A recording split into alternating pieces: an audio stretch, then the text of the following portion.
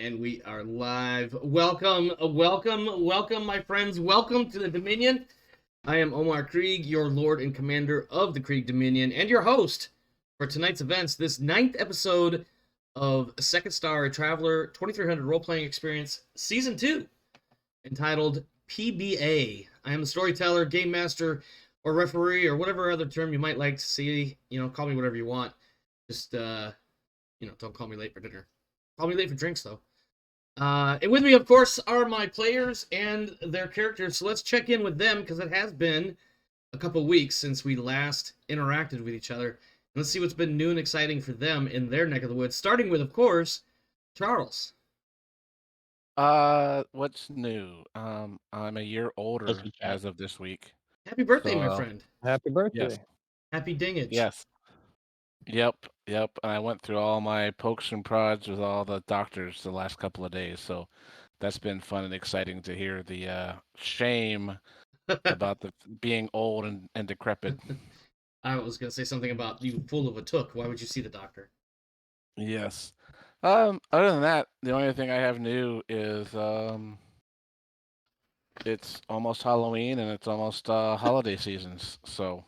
Yeah. And a couple of my stores have already thrown out the Halloween stuff as of this past weekend, and are going full bore into the Christmas stuff. So They haven't even waited for Halloween to come and go. They're just like, Yep. nope.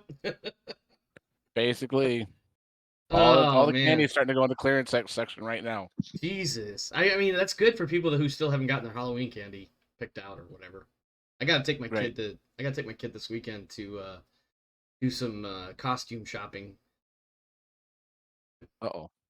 Yeah. It is what it is. Yep. Other than that, I don't have anything else new and exciting. So All right. Well, on that note, we'll move on to Mr. I'm going to doodle all over the board because there's a text function, and why not? Wiggles. What is the third G for this week, and how are things for you in your neck of the woods? Nosh. Nosh. Nice. The G is silent, like K in knife. Yeah. I went and saw movies today. My local theater was showing Hocus Pocus and Night Before Christmas, Ooh, nice. and I went there and saw those movies. And if I had enough money, I would have saw Back to the Future and not attended this game. But luckily for you all, I'm broke, so I couldn't afford an Uber ride home. So what I'm hearing is, had you had money, there would have been no game. But because you're broke like the rest of us, we have a game. Yeah, no, Back to the Future started at 7 p.m., and that means we would have gotten out past 9, which is past the last bus going back home. Yeah. So I would have taken Uber home. So that would have changed, like that would have made them from like a $7 movie to like a $50 movie. Yeah, that racks up really fast. Yeah. You got anything else? My paid for game has unfortunately come to an end. One of my players went through life stuff and had to stop playing, so that went down to 2 players, was just not viable.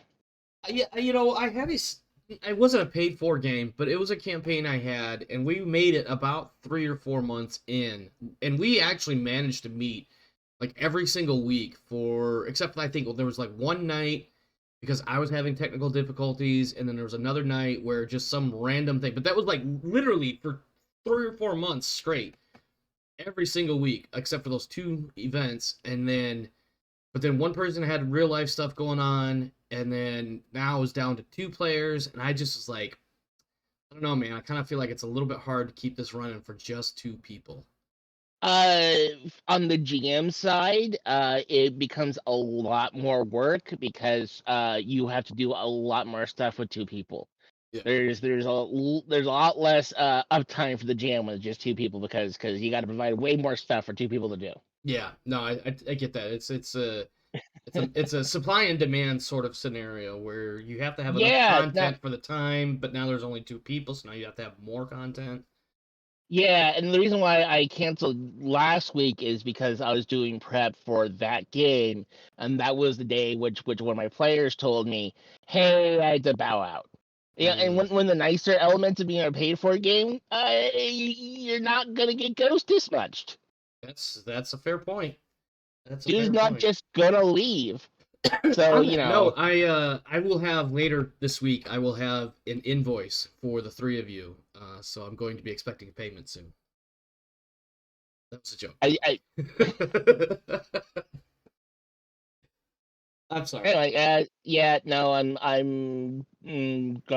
have to go through and start advertising like crazy again, and I'm not looking forward to that because it's really tedious. It's tedious, and we talked about it before too, where what works Yeah, in there's no one. feedback. Yeah, it's really hard to find that one, we'll say, method that works for the most people. The biggest bang for your buck. You have to tailor fit everything for a variety of different areas.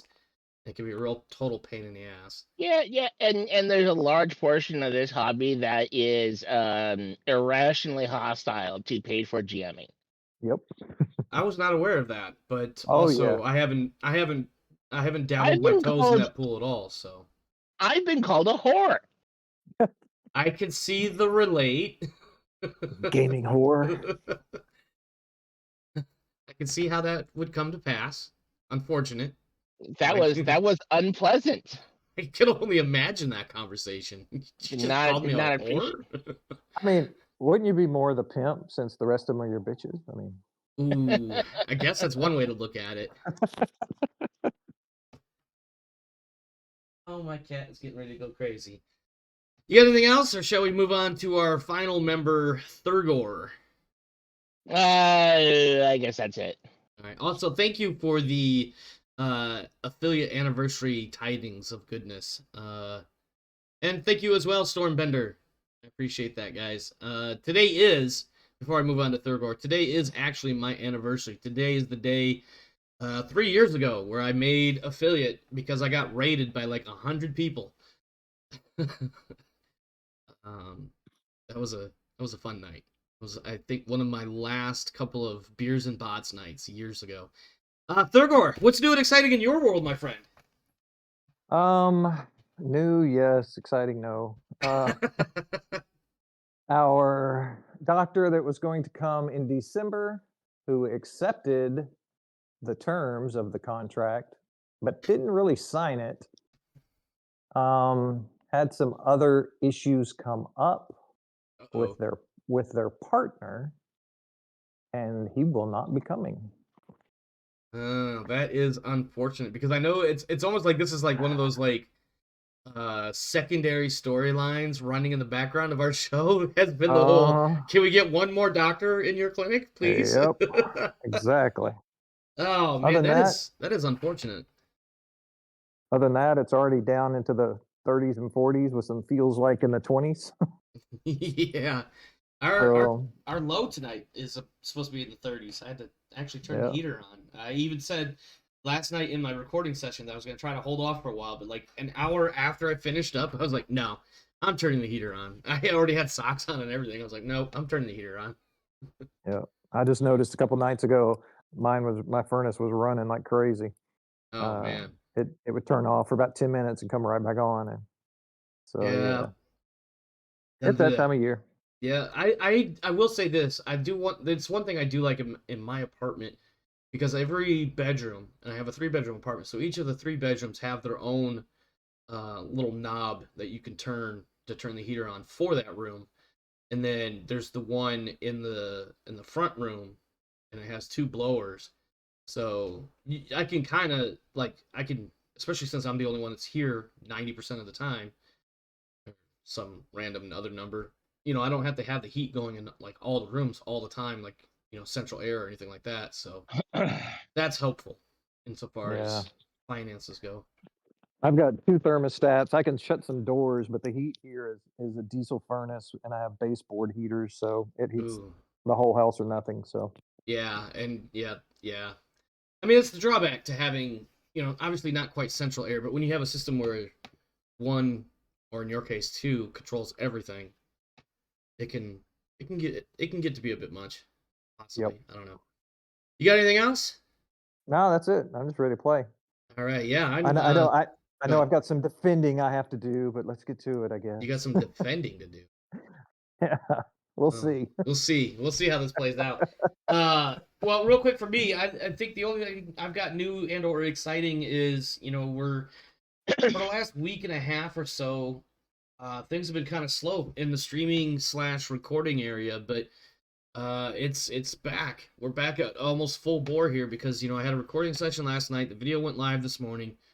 Obviously, we have second star tonight, and then tomorrow, Friday, and Saturday, I have 3 additional matches to record for the Greyland Trios League, and then another one next Thursday. So we're picking it up. So kind of like a wave, it comes and goes. But we're getting back to it, and of course on the evenings when I don't have a lot going on and I'm not otherwise preoccupied with something, I've got a couple of filler things to throw in to help keep the audience mystified, pacified, bred and circified. Does that include that Klingon thing from earlier? The Klingon thing from earlier? Yeah, the KDF thing that you were talking about in one of the other channels. KDF, hold on. Oh, you're talking about what was originally referred to as the Korean BDSM? Hey, That was doll. very brave of you to put that channel out there for your Korean demographic. I should have known better. So for the longest, anytime the Krieg Dominion, I almost said Korean, the Krieg Dominion has come up in a gaming concept, like as a clan or whatever, the tag has always been KDOM. Like there's War Thunder, there's Elite Dangerous, there's 1 or 2 other little things that I've ventured into the whole clan side of things with those particular games, and the tag has always been KDOM. So when I started the whole Krieg Dominion Freight or whatever the hell I called it, of course I just went with KDOM because I only had so many characters to work with or something like that. And then I created the channel for people to talk about it, and here come these crazies, Wiggles in particular, with his reinterpretations of what is. Son of a bitch.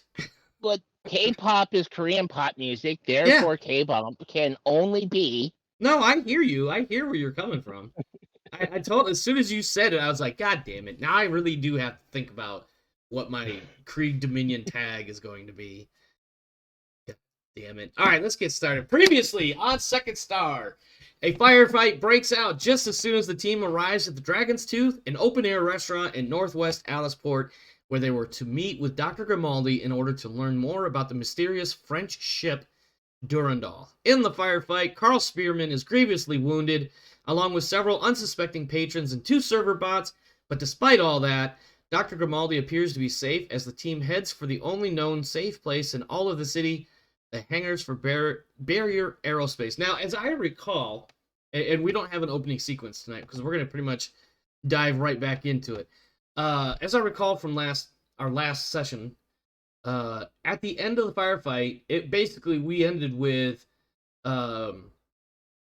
the attackers were shot and 2 got away, or 1 got away at least. Some post-fight forensic type stuff was getting ready, but it's mostly about getting aid and getting an EMS team in for Spearman. Wyatt and Grimaldi managed to secure a seat on a dude who was like, I will take anybody trying to get out of here, because of a very fortunate roll that was made. And so Grimaldi and Wyatt are headed away in a vehicle, and then the rest of the group is on the ground at the restaurant still, waiting for EMS, or EMS has just showed up, like we got the sirens going off and everything else. Am I remembering that correctly? Pretty much. Okay. All right. The instructions for Wyatt and Grimaldi were to go have that guy take him to the hangar if he would do that. So, okay. All right. Okay. So I just wanted to make sure I had that correct. Because I'll be honest, I prepped that following weekend and I haven't looked at it since. So I'm trying to get my brain back in the right place. I mean, obviously I have my notes and everything, but just making sure. Okay, so here's what happens. Oh, and then to remind viewers and the players, of course, the 3 or 4 dead bodies of the attackers, they have all exploded in a strange turn of fate, I suppose. Sorry, I just got a text message and that totally just derailed me. So the attackers' dead bodies have exploded, more or less ruining any solid forensic evidence that may have been collected. But at this point, it's we've got cops on the scene. We've got EMS has already come and, I think at this point we could safely say, as the final bit of opening credits are, sliding across the screen, we see the back doors of an ambulance pulling Spearman out of harm's way and headed to the nearest place to patch him up. What before I get into anything I have, what would you guys attempt to go after or get after, I should say?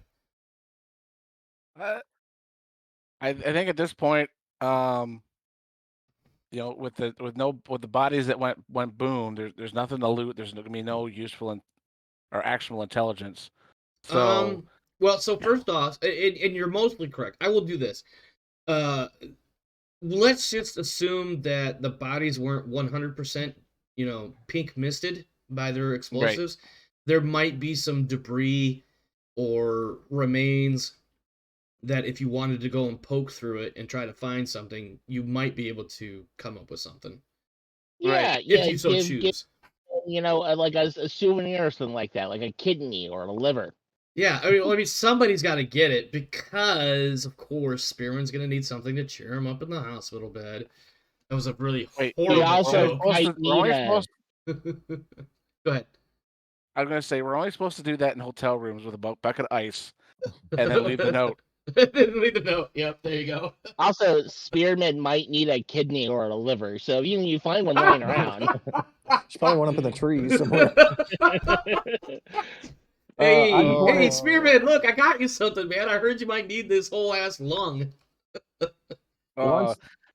Once the effect of the EMP wears off and our stuff starts coming back online, I want to do my best to record as much as possible. Yeah, I think so I don't know. Listen, I'm not a EMP engineer. I don't even know if that's a thing.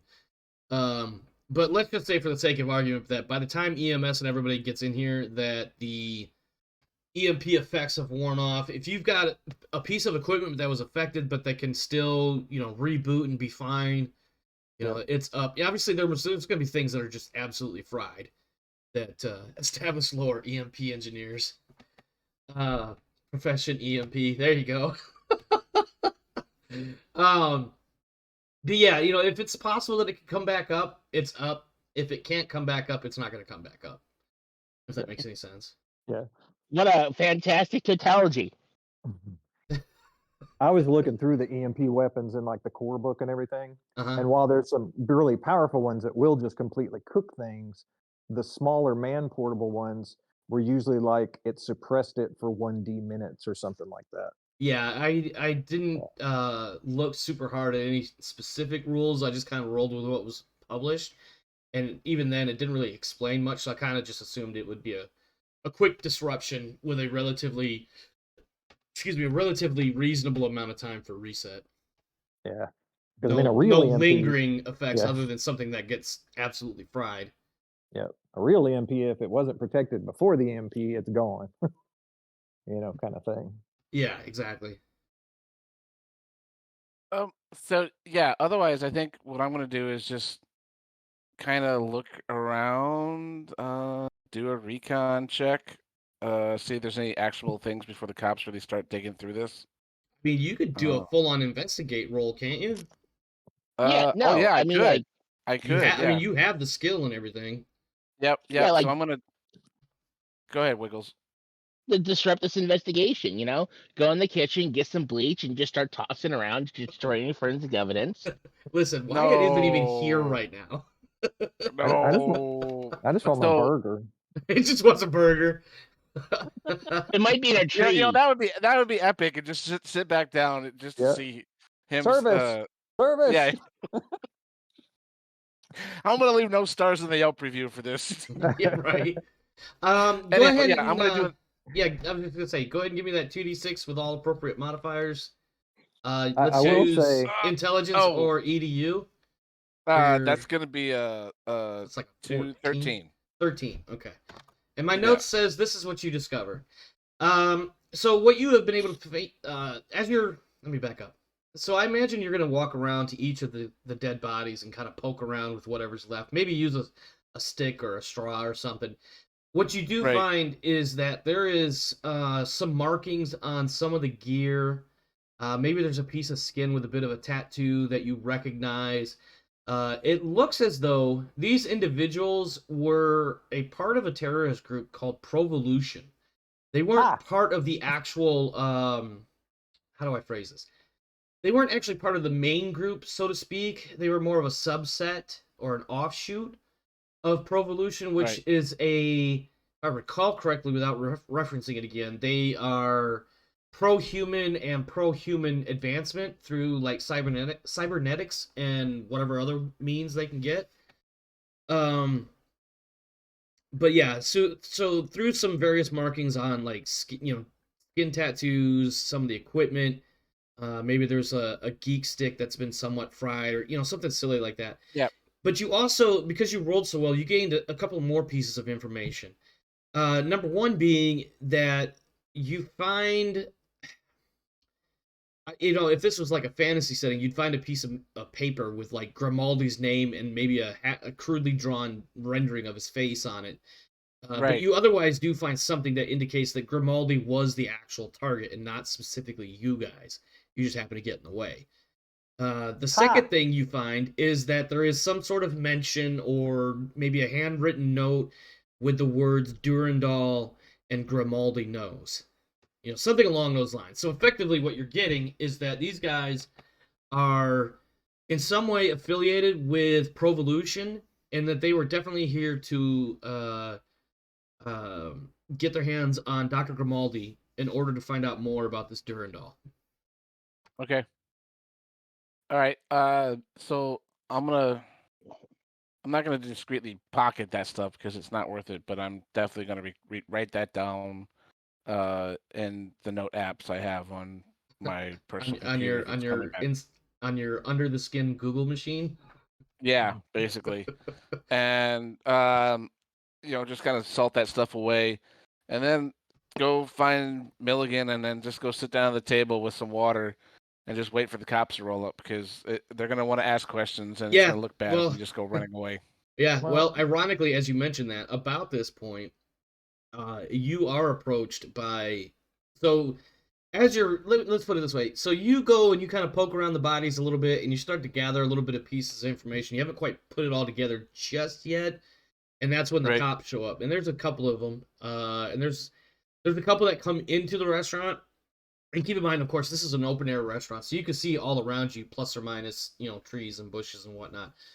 So there's a couple of cops that actually come into the restaurant. There's a couple more that kind of spread out around the area, and you see that one of them actually kicks a drone off into the air. One of your, I don't know how to call it, just some random ass drone with a camera and maybe a couple of sensor Right. suites on it to go look for other bad guys or something like that. You do have one individual that quickly manages, he stops as soon as he gets inside the door, and he looks around and he's like, okay, these guys must have clearly been involved because they're, that guy right there is kind of poking around in what's left of the dead body over there. The other guy's just like sitting there kind of like, well, I know the cops are going to come. I might as well just wait here. And he comes up to you and he says, I'm Sergeant Alphonse Adami. Let's just cut straight to the chase. Clearly there was a firefight of some sort and then some explosions, I guess.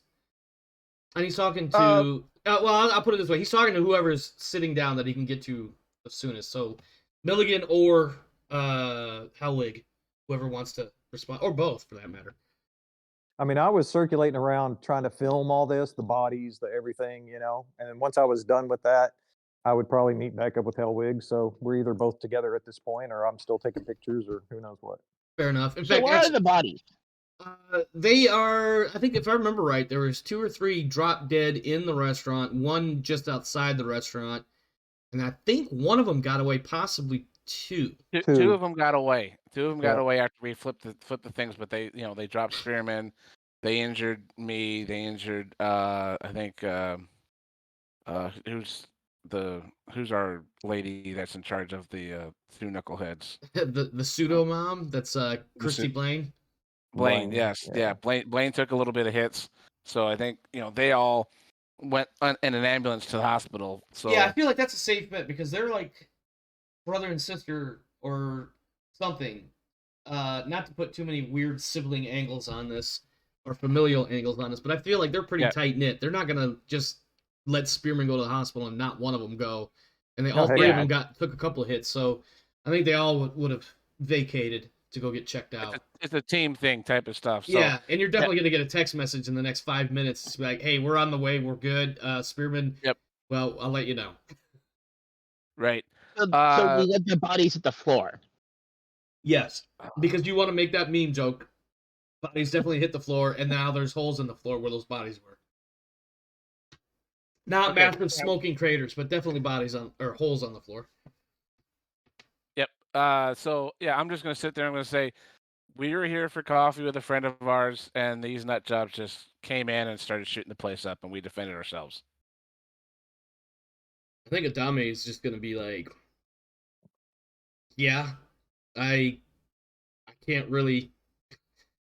fault anybody there. Can you tell me why they look like they blew themselves up and really didn't cause any damage to anything around them? Like, what happened there? That's a great question, and I'm glad you asked that question because let my people get a hold of your people. And I'm just like starting to throw stalling words out there for a second and go, you know what? Damned if I know. Okay. Because all I saw was as soon as we were going to go over and start filtering through one, we heard a pop and a sizzle, and then they pink mist mist. ground beef. Pink mist ground beef. Wow. If ever there was a sales pitch. Oh my god. And then Adami actually is going to look over at Milligan because you can see him, no pun intended on your name or anything, but milling around because that's what he sees. He doesn't realize you're taking pictures with just your eyeball. Adami's going to be like, sir, I need you to, here, why don't you come over here and have a seat and let's talk a little. Oh, I'm sorry, excuse me. Here, Okay. come over here and have a seat and let's have a little chat. I don't like the way you're moving around over there.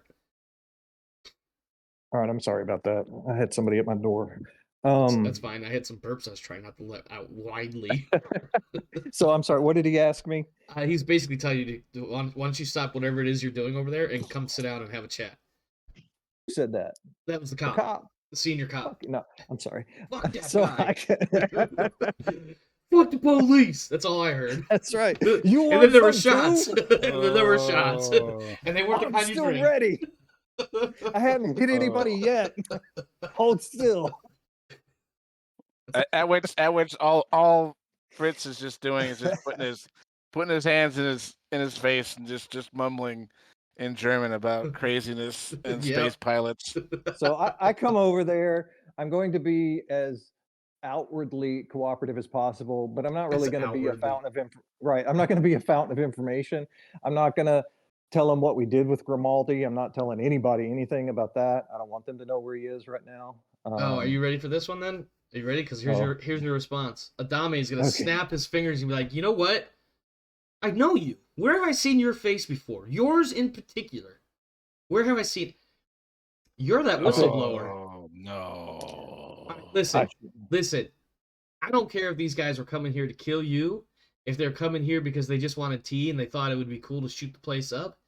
But I do need you guys to give me a little bit to work with. I got a report to fill out, for crying out loud. I can't just show up on a scene and go back and not have any work to do. What happened here? I mean, I got dead robots all over the place. I got dead people. Right. I'll say something about, he asks, and he's already been talking to Hellwig, and I probably didn't hear what their conversation had to do with, but I'll tell him. You're trying to zoom in on specific logos of Provolution or whatever. Right. So, I say, we had a dinner meeting with a colleague that we had, recently rescued off of Grindel. And he had some information he wanted to share with us. He asked us to meet him here. We came here to meet him, and we had hardly arrived before gunmen just started walking through, shooting everybody. And then I'll stand up and shout, "Hey, don't forget the lights out thingy. Who's it's whatever." Oh yeah. Oh, So, I mean, they just shut for the off. record, I imagine the two of you are at the same table or booth. Yeah, we He's are just at this standing point. there with Yeah. he'll have what looks like the Columbo style notebook or Right. notepad, but it's actually more digital effort now. So I will say, they opened this attack with some sort of EMP attack. Every electronic in the place shut down. My cyberware shut down. They were on a mission for sure. Who they are, I have no idea. I don't know if it's somebody I've pissed off by what I've said publicly, And you said a uh, lot, yes. And he or goes right back to or if it's scribbling somebody on his else. little tablet. But I say there's bad guys all over the place, evidently. Clearly. Perhaps you should maybe, I don't know. Listen, I don't want you to take this the wrong way, but maybe, just because you know a thing doesn't mean you need to share a thing. How about that? Have you ever considered that perhaps? And he kind of says it's like kind of what's the word I'm like condescendingly, and then he just like Mhm. stops talking and goes back to scribbling in his little digital Okay. notepad I'll as if he say had never said anything. I'll just ask him, kind of quietly. Well, have you ever been taken against your will and held without legal counsel for weeks and weeks by a private entity, not law He just, enforcement? I feel like he just like does the Columbo flip and that closes the notepad and sticks it in his pocket. And he looks at you and he's got like a certain amount of, I don't know if it's cold eyes or hardness or just he's got that look, whatever that might be. And he just says, "No, because I arrest people and detain them by the book, sir." Right. My entire crew was arrested and held illegally. That's why you saw me on the news. Okay, all right, we'll not hear about that. I'm sorry Nope, about your we're bad not. luck. Let's get back to the topic here. So what I'm hearing is you guys came here to meet with an associate. In the process, the restaurant was attacked. And you're not entirely sure whether they were here for you, for your associate, or for somebody else, or for something else. Does that sound about right? That's pretty close to my understanding. I mean, I don't know who Yep. they are. Yeah, and then Yep. he'll look to Hellwig and look for his answer. Which sounds like it's pretty much a agreement here. I'm just, I mean, I may have heard of them when I was looking at some of their stuff, but you're a Do you have cop. an I idea of was a who they cop. are? Something evolutionaries or high evolutionaries. I don't. I mean, Pro-evolution? that sounds familiar. Out It's been a comes the while since I've notepad. looked at. He pulls it back out. He's like, "Son of a bitch! Thought we got rid of all those guys last week." And so when Joseph Milligan hears this, he's like, "Pro-evolution? Really?" I'm like, "So it wasn't the kingdom of mankind? So this doesn't have anything to do with me?" Excuse me, that's Empire of Mankind. Oh, I'm sorry. Empire of Mankind. Kingdom. Okay. Yeah, I'm wanting to knock him down. All right. All right, you taxi cab driver. Anyhow, and I'm just gonna go. You're a cop. I've, what's around. Da da da da da. I mean, it's been a while since I've looked at the hot sheets and the intel, but you know what they are. You know what they do. Da da da. I mean, all we know is that we're sitting there getting ready to have coffee. My boy here wants a burger, and Boy here wants a burger. What right? a tagline. I'm sorry. That's right. I'm sorry. Please Yeah. continue, Charles. And next thing I know, lights go out, guys come out shooting, we defend ourselves. 3 of our people are in the hospital right now. EMT people took them. I don't know where our boss is, and our associate that we were here to meet and have drinks with is also missing. Okay. Yeah, he's definitely got the notepad back out again. All right, I'm gonna need names of everybody, just so I can follow up and appropriately mention people where necessary in my report. Let's start with your boss. Who is your boss?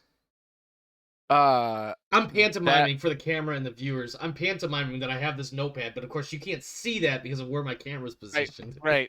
So I give him Tankerson? Exo's name. Oh, you want to give him Wyatt's name instead? Wyatt's name. Yeah, Wyatt's name. Yeah. Okay. I'm not gonna put the patron underneath the bus here. Come on. I'm no. dumb, but I ain't that dumb. Okay. Listen, I wasn't trying to lead you there. I just wanted to make sure I had the right boss in mind, because Yeah. I'm gonna give him Wyatt's name, and then I'm gonna mention I don't know, who all we were meeting because I wasn't on this space mission, and I just shudder a little bit when I mentioned space. Yeah, you still gotta go see that therapist, don't you? Yeah. And then and then I mentioned, Blaine and the two knuckleheads they're with us. They were over in another table. They decided to just show up because they were walking around town. They were. I think at this point, he's like, hold on, you were gonna meet an associate, and you sent 3 of your buddies to make sure it was just your associate, didn't you? And he doesn't. And look, we all know in the talk or in the speak, he's insinuating that this was not necessarily a less than legal meetup, but he also is like, I know how the game is played. That's what happened, right? You said these 3 shooters. I'm gonna look at him. I'm just gonna look at him and say, and I'm gonna hook a thumb or 2 thumbs at a certain person and go, someone put a target on our back. Just saying. Just saying. I'm a little paranoid. You might not throw the patron under the bus, but you sure as shit put your battle brother under there. That's all right. But I mean, we have proof that it wasn't, so I'm good. Yeah. All I'm saying is that, and I'm, is that we were a little. This guy contacted us out of the blue, and we don't know who's all the players on here, just because things are the way they are. But yeah, they went out and they just happened to show up at this place, and I'm gonna as I look at them, I'm gonna have a little smirk, smile, and a twinkle in my eye. Of course. Go ahead and give me these 3 individuals that went to the hospital. What are their names again? Blaine, Spearman, and Aiello. And Spearman again, was critically. I'm pantomiming that I'm writing these notes down, by the way. Yeah. And Spearman was critically injured. I mean, he took 3 or 4 solid rounds of what looked like armor piercing straight to the chest. Yeah, that doesn't surprise me that Provolution is using armor piercing. And they had some military grade weapons, and I don't know. He looked over at the still smoking husk of what's left of one of them, and he's like, "You don't say." And I say, and I'm going to put this jibe in. I said, I don't know how things are run here in this colonial thing, but in my colonial times as a police officer, we made sure we knew where all the military grade weapons were, and we rousted the usual suspects. So this is definitely going to go down as a review on TripAdvisor. Okay. Damn. I think what we see is he's I've just noticed that on my phone I can't see my chat. I don't know why. But I have my stream open on my phone and of course on OBS, and I can see the chat behind a wall, but I can't it's so weird. I don't understand why I can't actually look at see my chat on my phone, which is the whole point for me having my phone on my stream, so I can, in case I miss it. Anyway, I don't know. I'll figure it out some other time. I think Adami is just gonna be like, all right, listen, I hear where you're coming from with the whole knowing where all the guns are, but here in Beowulf we do things a little bit different because things can get a little weird if you go more than about 50 steps outside of the cities. Not to mention, God, I'm trying to. I almost said Second Amendment, but that's not really what I wanted to say. But it is what I wanted to say. Right. It's just not the right term.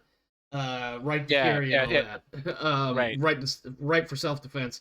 Listen, there's a reason why I'm not putting you guys in cuffs right now. It's the fact that everything right now that I see is pointing to that this was indeed self-defense, and I'm going to get those video cameras feeds from nearby, any place that wasn't affected by the EMP, and see what we can pick up. And I can almost guarantee that's exactly what I'm going to see. It was self-defense. Now, when it comes to military grade stuff, no, that stuff's not typically allowed. Blanket statement, it's not allowed in the city. That stuff's usually reserved for, out in the wild. Because, well, we have dragons. Literally, here be dragons on Beowulf. So we need something that can pack a punch. Having said all that, and he's going to give you a business card. He'll give one to each of you, in fact. Not just one for, the group, but one for everybody, or the 2 in front of him. Listen, if you think of anything else, if you have any questions, get a hold of me. I'm going to tell you what I think. I probably shouldn't, but, this is what... Listen, you don't make Sergeant without pissing off people anyway, so here we go. What I think is these Provolution guys came after you, either for you or for your quote-unquote associate. And you returned fire. You killed them, and they killed themselves. Whatever. Listen, just don't go anywhere.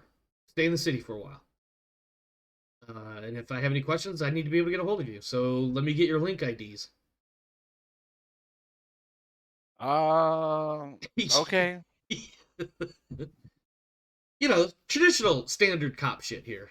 Yeah. I'm gonna take. Don't leave town take for the a few business. days. Yeah, and I'm gonna kind of cock an eye over at Milligan and go, and not even say anything, but just kind of do that non-verbal cue of like, we got the flight back to the what? Yeah, I know. I just nod. Listen, he doesn't know all that. You know, I he doesn't know. know what you got going on. And he's giving you the standard cop thing. Now, whether or not you pay attention to it, hey, it is what it is. Right.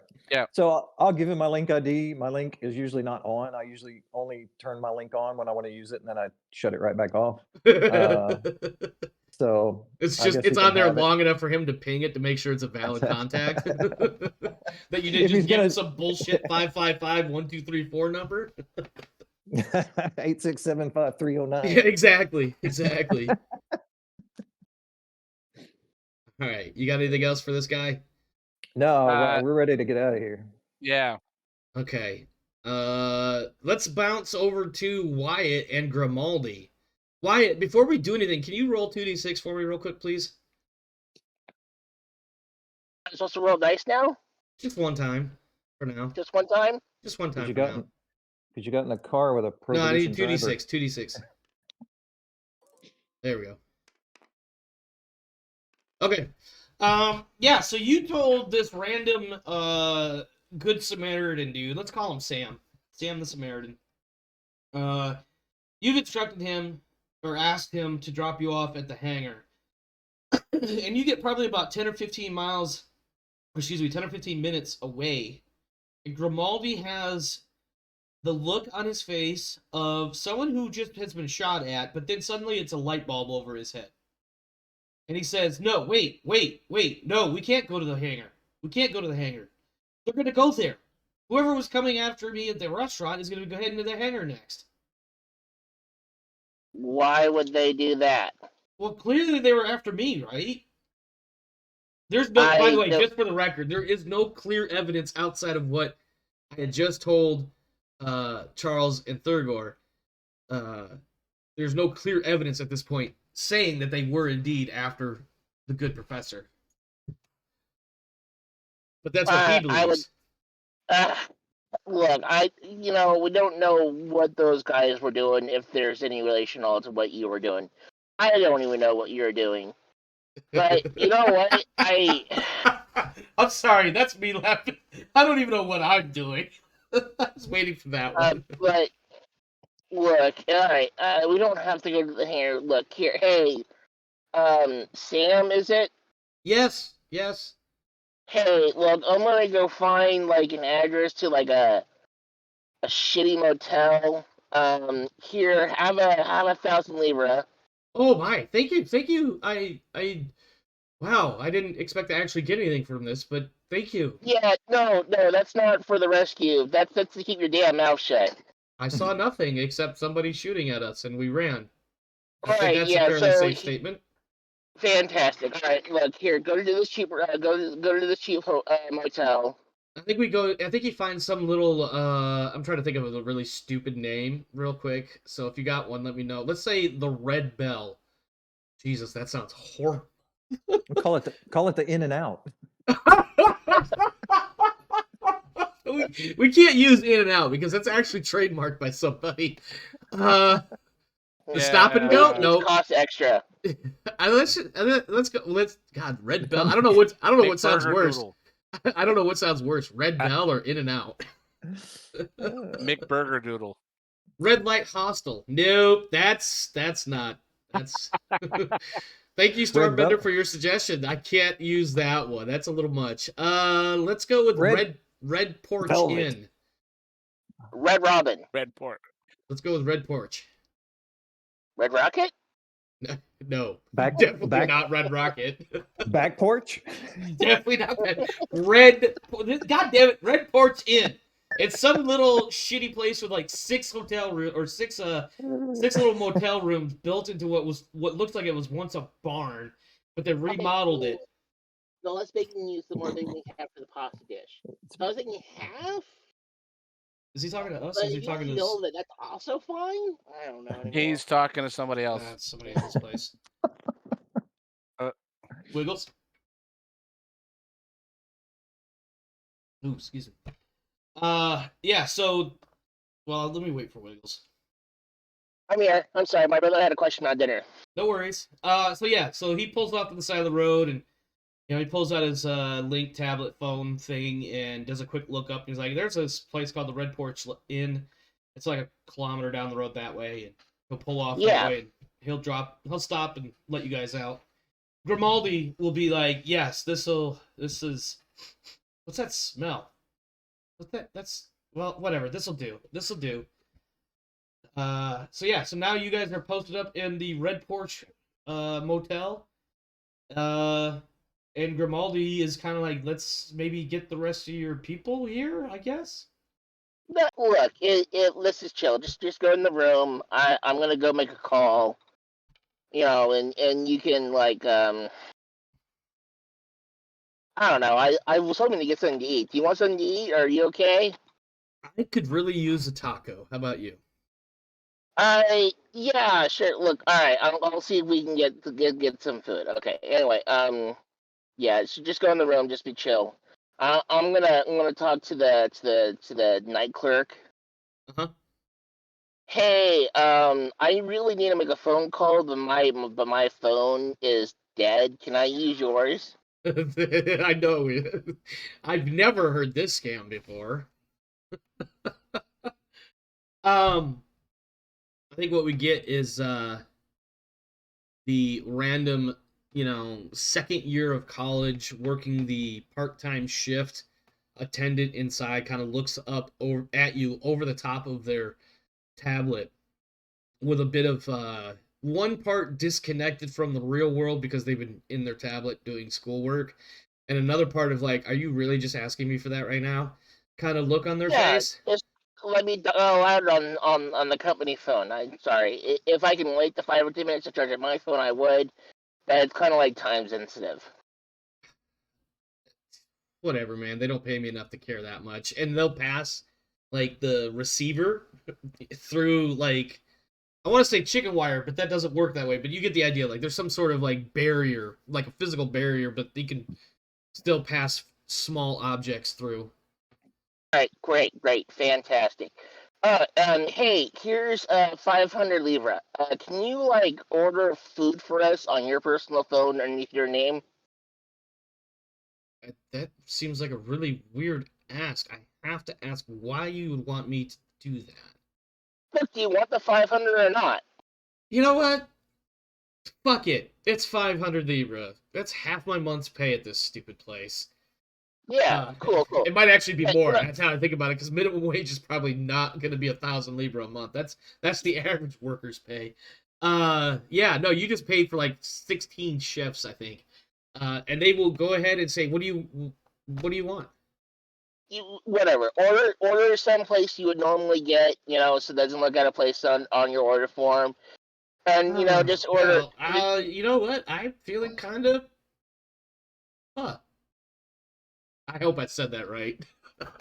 I've never actually ordered Thai soup before, or eat Thai food for that matter. Yeah, no, phone's fine. Whatever. I'll take a. Yeah, sounds great. Let's go. Let's put the spicy stuff on the side. I don't know what my companion spice, intensity is. What their spice tolerance is. Yeah, no. All right, cool. Thanks, man. Yeah. Sure. And just just knock on the door, whatever, when it gets here, and I'll You're in number 4. Got it. Yeah, fantastic. Anyway, so I make a call to I figure does our boss have a secretary or some such? Are you looking for the dispatch number?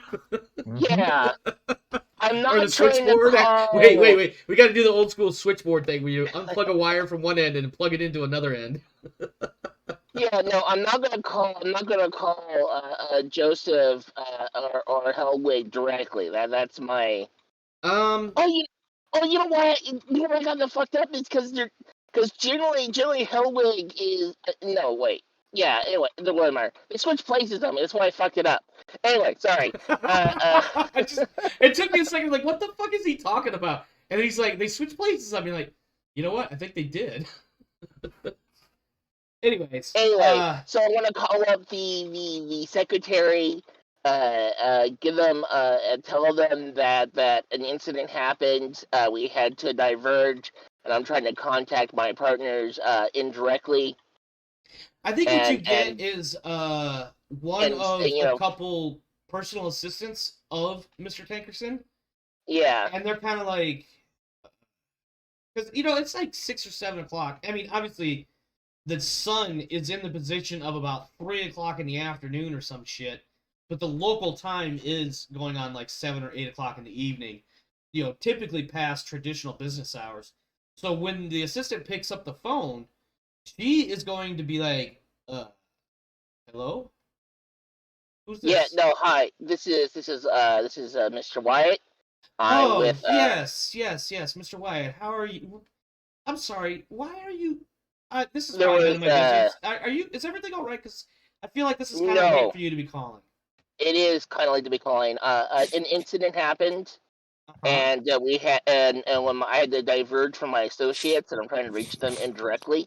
If you could forward yes. them this address, Uh-huh. when at your student's convenience, that'd be fantastic. The Red Porch Motel. That doesn't sound like it's in a good part. You know what? I can't argue. I will get this information to Mr. Hellwig, and you said Mr. Milligan as well. Is that correct? Yes. Yeah, 100%. Is there anything I need to pass along to Mr. Tankerson? Right now there's too many things in the air to give him a clear answer. I'm going to let him know that something is going on, but that I need more information first. Okay.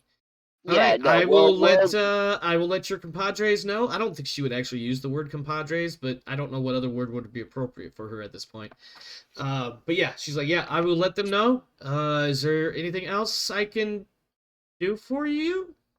God, I don't know. Can you get me rent a car?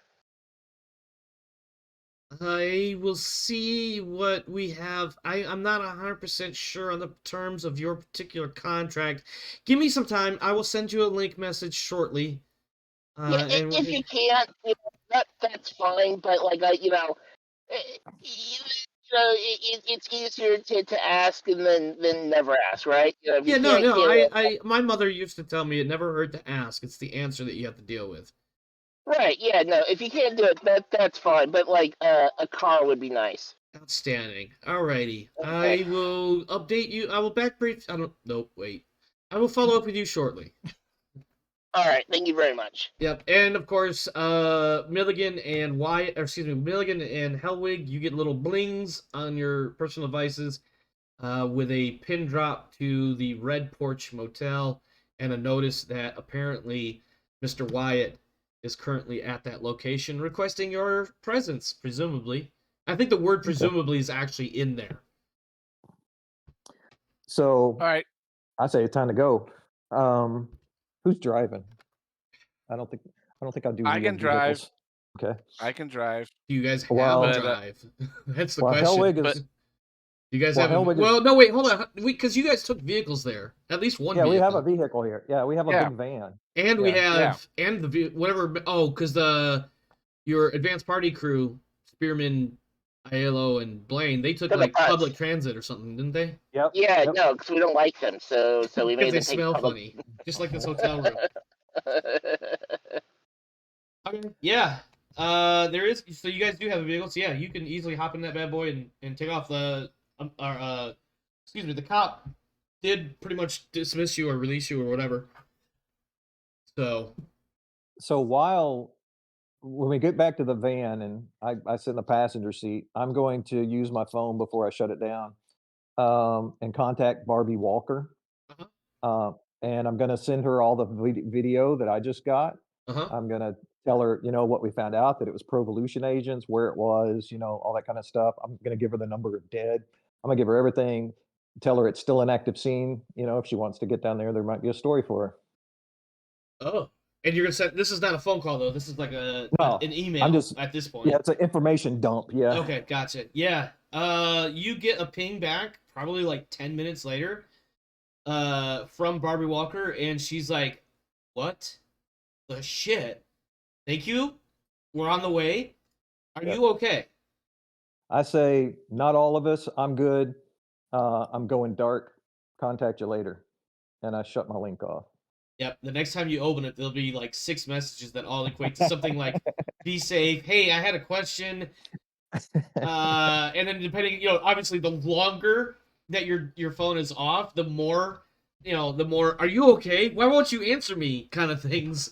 They're not like, and I want to be clear, they're not necessarily in like an obsessed stalker fan kind of way, but like legit, like, okay, hold on, you said you were going dark, and now I haven't heard from you. So you might want to. Hopefully, you'll remember at some point between now and whenever to touch base with her again. I am an interplanetary man of mystery. Is that what you are? She's gonna see you for the first time in like 6 weeks, and she's gonna be like, "You motherfucker!" Bam! Just a full hand slap right across the face. There is one other time I'm planning on contacting her in the near future, so that'll be when I turn it back on. Yeah. Well, hopefully it's sooner rather than later. She might be a little upset with you, but I mean, she's only the local press reporter, that one of only 3 that bothered to respond and actually communicate with you outside of the initial meeting. So, all right, so I guess you guys are going to the Red Porch Inn, hotel, motel, Yep. whatever I keep calling it. I'll navigate for him while he drives, and I'll keep an eye out on the streets, make sure we're not being followed. If you want me to make a roll, I will. No, you're good for that. Okay.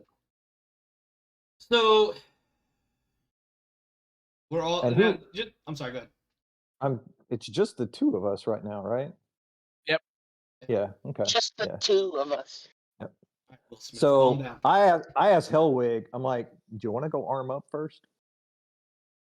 And I go, arm up?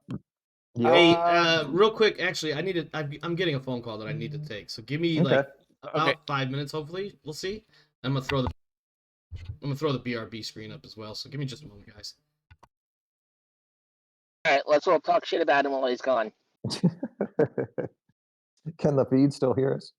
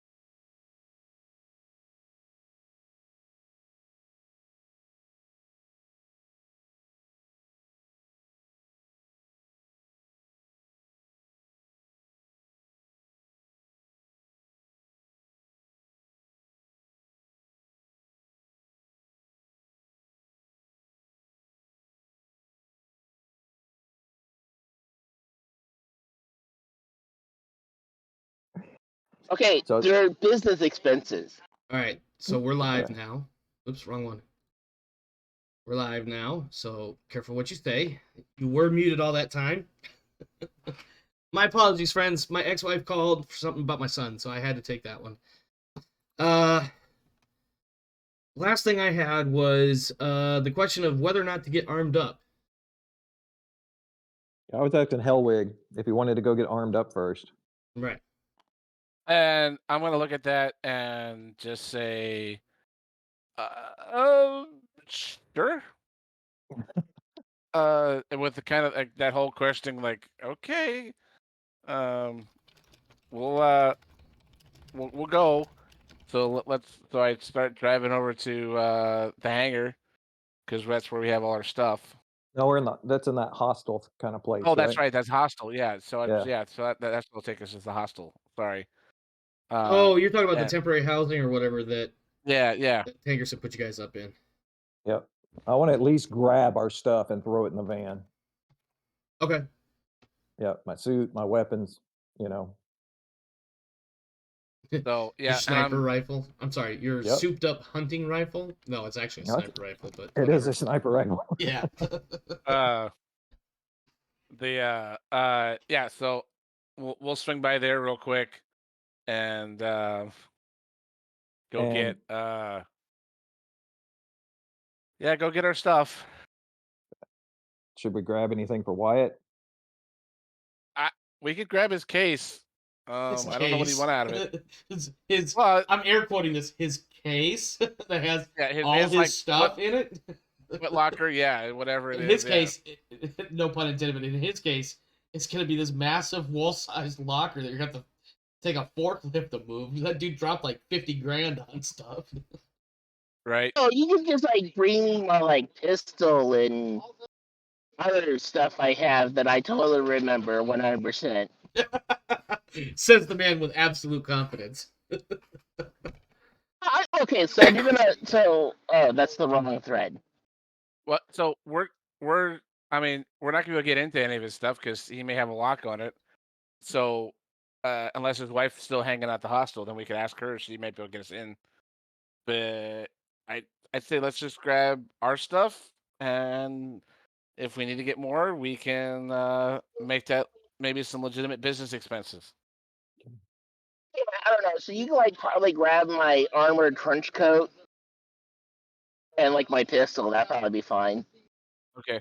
Yeah, unless you guys Yeah. unless you guys want to try to communicate directly, I think a certain amount of like, do we take this? Do we not take this? It needs to Right be figured now, out.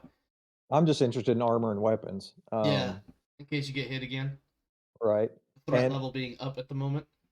everybody else that's still with us, that's here at the hostel, I want to tell them all we might be moving very shortly. Get ready.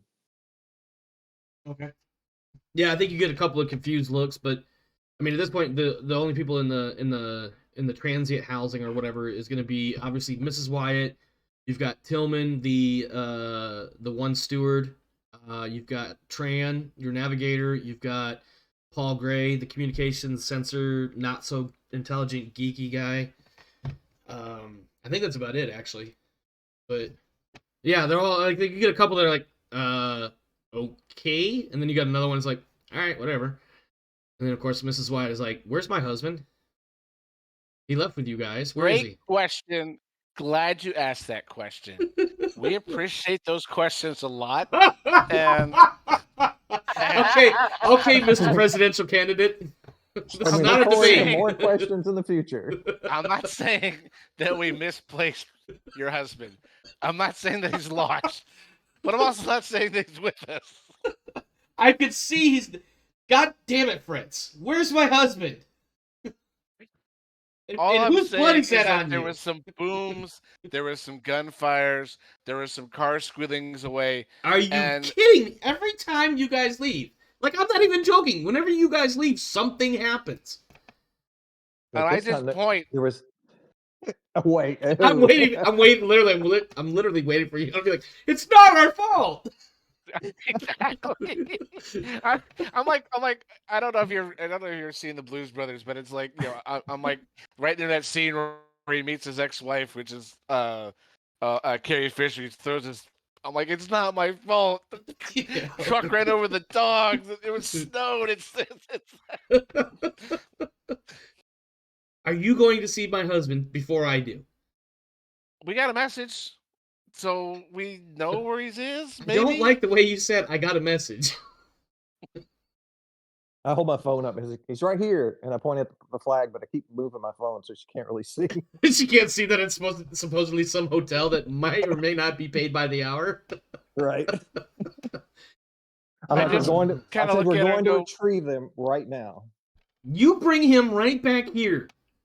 And don't. Yes, ma'am. No, you're not doing the bar hopping karaoke shit you were talking about that one time. You No, bring him right ma'am. back here. Yes, ma'am. And I go arch an eyebrow, look over at Milligan going, no karaoke? I thought we were karaoke. No karaoke, sad karaoke. In fact, she as you guys are wandering off back to the van or whatever, I think you hear something like, "And tell that son of a bitch he needs to call me. He can't just leave for the whole day and not tell me anything." I don't know if she would actually say "son of a bitch," but she would definitely say something along those lines. Right. I just holler back. He's being black ops right now. That means nothing. I'm like, he didn't even call us directly. That doesn't mean anything to me. I'm his wife. He knows better. We'll be back soon. Meanwhile, fucking Wiggles is probably like, son of a bitch. What did I do? So like, my next thing was gonna go call my wife. Well, good. Let's have that conversation then. So we get in the van and head that way. Yeah. Yeah, no. So probably a little bit after we. All right. Yeah, hang on. I'm gonna just go look at Milligan and go, if this is your fault, you pissed her off. It's not my fault. These aren't those people. Those people? What do you mean by those people? We don't have time right this second. We gotta go. All right, Wiggles. I think you were getting ready to call your wife. Yeah, I'll call from the room telephone. That's gonna go great. Oh, please. I'm trying not to be an asshole right now. Please continue. No, I'm just being overly cautious. You know, I don't know whether or not my phone's been tagged or whatever, so I'm being overly cautious. I was supposed to like go talk to someone, have a very expensive lunch, and then it turned out to be a very explosive lunch. Yeah, it's funny how closely related expensive and explosive are. All right, well, I guess you're calling from the hotel phone. Are you ready? Yeah, 100%. All right. Hello? Hey, hun. Why are you calling me from this number and not your phone? I went to go meet this supposed informant, and then the restaurant became under siege with people wielding semi-automatic weapons. So I took the informant away from that place. I didn't go there with weapons because why would I bring weapons to go talk to someone? And he freaked out, and he's worried that Rod was out for them. So just to have an ounce of caution, I went to a shitty motel instead. I don't know. Very likely my phone is fine, but I can't be certain of that. So that's why I'm not currently using it. Okay. Anything else? The reason, I don't know. I just, I miss being a merchant. Yes, I will say that being a merchant, we weren't regularly being shot at or detained illegally or strange missions in the middle of the night. There is that. No, it's like, I mean, like, I appreciate I didn't like the episodic tedium, but like, I also don't like having my life threatened, so I'm not really sure what the middle ground is there. I don't think there is middle ground. But in one of those two scenarios, you get to see children and their children. And they call you things like father and grandfather. Yeah, no, yeah. Look, I didn't... We can still leave. Like, we can just go to Earth. Oh man, I wanted to say fucker. It's so bad. I don't know if she would actually say that. I'm just glad me and Hellwig are in the van at this point. I think you get like this really, you get this deep sigh that starts off as a sigh of relief, and then there's like clearly elements of frustration in it, and she's just like finally resignation, where she's just like, you know what, do what you got to do, just come home as soon as you can, and if you can't come home soon, keep me in the loop. I don't need to find out the hard way that you're not coming home. Well, yeah, no, you're a very hot, Yes, I'm very hot, and you should be home with your wife right now. But I understand sometimes you have things to do. Right, you're the second person I called. I'm not going to ask who the first That is. was the wrong thing to say. Man, I'm trying so hard to not play her like a bitch right now. And I'm sorry if that makes women sound bad the way I just said that. You couldn't be the first person I called because I was in an emergent situation, and you, so you called the out of that cops first. emergency. Okay. You called the cops first. Yeah, no, so that's fine. I'm fine. I'm at a shitty hotel. I'm going to be eating Thai food picked by some random guy. I probably will need some Tums. Oh, man. And why was my first response like, fine, I'll get some Tums DoorDashed over here for when you get home. All right. Thank you very much. I appreciate that.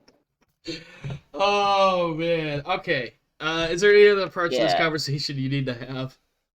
The code to my gun locker is 3545. Yes. It's your mother's birthday or something.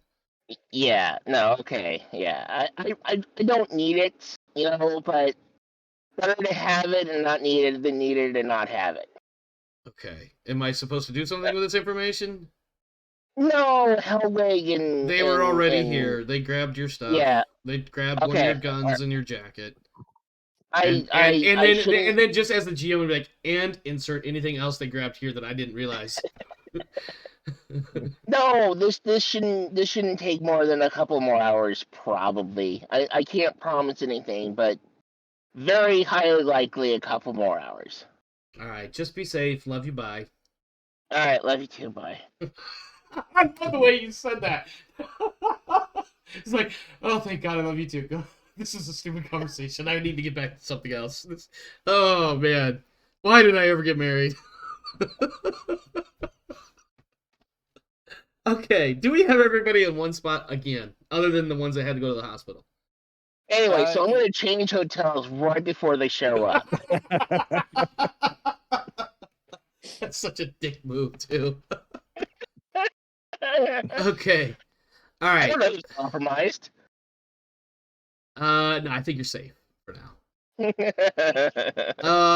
Yeah, so when Hellwig and Milligan show up, there are some Thai food containers that have been picked through. Some of the soup might have been a little too spicy, even with the spice on the side. So maybe not everything has been touched. So I guess Grimaldi's gonna be like, I didn't really care for some of this. I guess if you want, I'm not gonna eat it. Yeah. Fritz is just gonna look at it and go, "We should just order Chunks.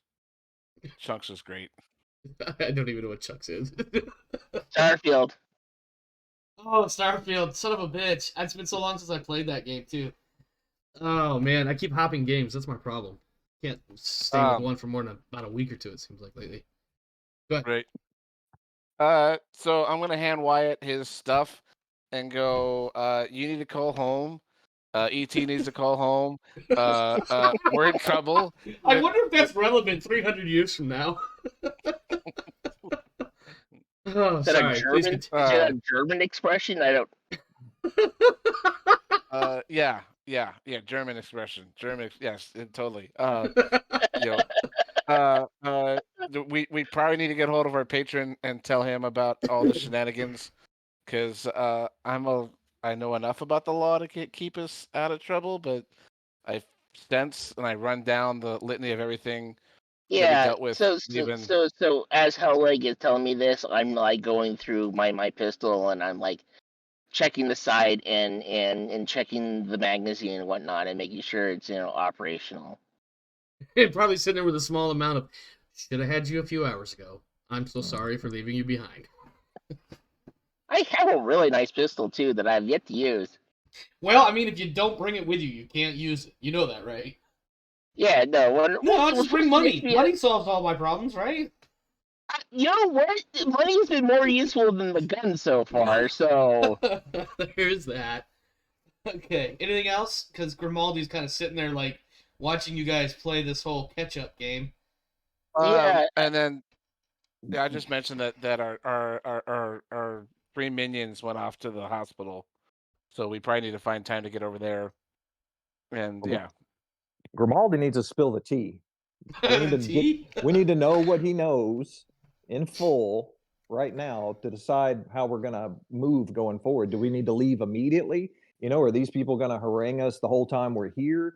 Are they going to try to go after the Durandal themselves? I don't know, but I think Grimaldi will initially address the attack and everything, and he's going to be incredibly grateful and perhaps a little bit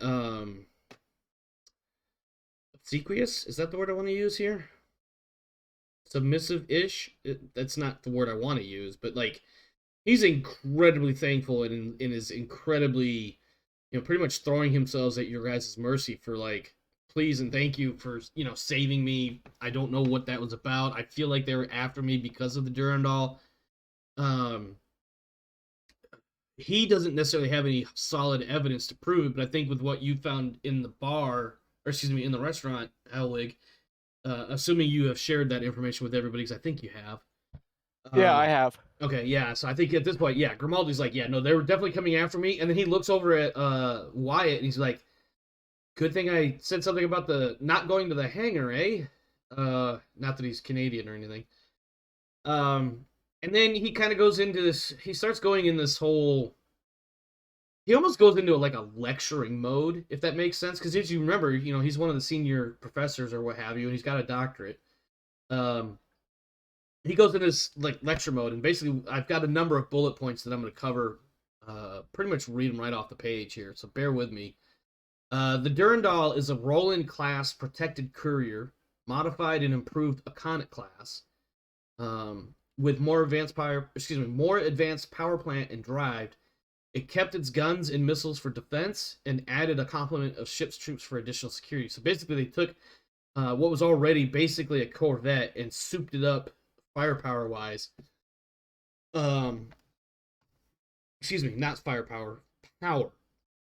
In 2285, it was on a supply run from Bessières to Beowulf, carrying a cargo of missile drives and nuclear warheads, along with the X-ray laser heads that go with them. Apparently, the old I'm not sure if I'm saying this word right, but the old Ritage 1 missile lacked sufficient firepower to successfully engage the Manchurian commerce raiders, and so a batch of new interim drives and warheads had been ordered from the Bessières conglomerate until such time as the core militaries freed up some inventory for the Ritage 2 missile to be used. If you guys recall, first 2285, off the top of my head, I'm feeling that's definitely like hip deep in the Central Asian, I forget the exact words, Central Asian War. Yeah. And then the other thing there too was, if you guys remember, the Bessières was one of those systems that had like only a couple of space stations. There was like no planets, but it was all a bunch of mining and manufacturing or something like that. We've been to Bessières. I remember several times saying, I'm not sure if I'm saying this word right. I had to look this up or something like that. Yep. On the way from Bessières to Beta Canum, the Durandal passed through the Beowulf system on its way to Kilimanjaro. It never actually arrived at Kilimanjaro, though. There is some evidence that suggested the Durandal fought a battle in the outer Queen Alice system and then ran for Grendel, hoping to lose its pursuers by landing the interface-capable protected courier on the storm-tossed world.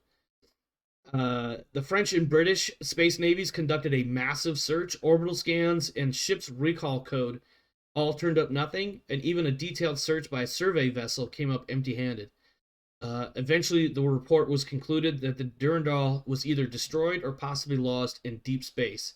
In either case, it's not on Grendel. The shoulder patch given to Milligan now makes it clear that the previous reports were actually inaccurate, and that the Durandal did indeed crash on Grendel, and that the pentapods know where the wreckage is.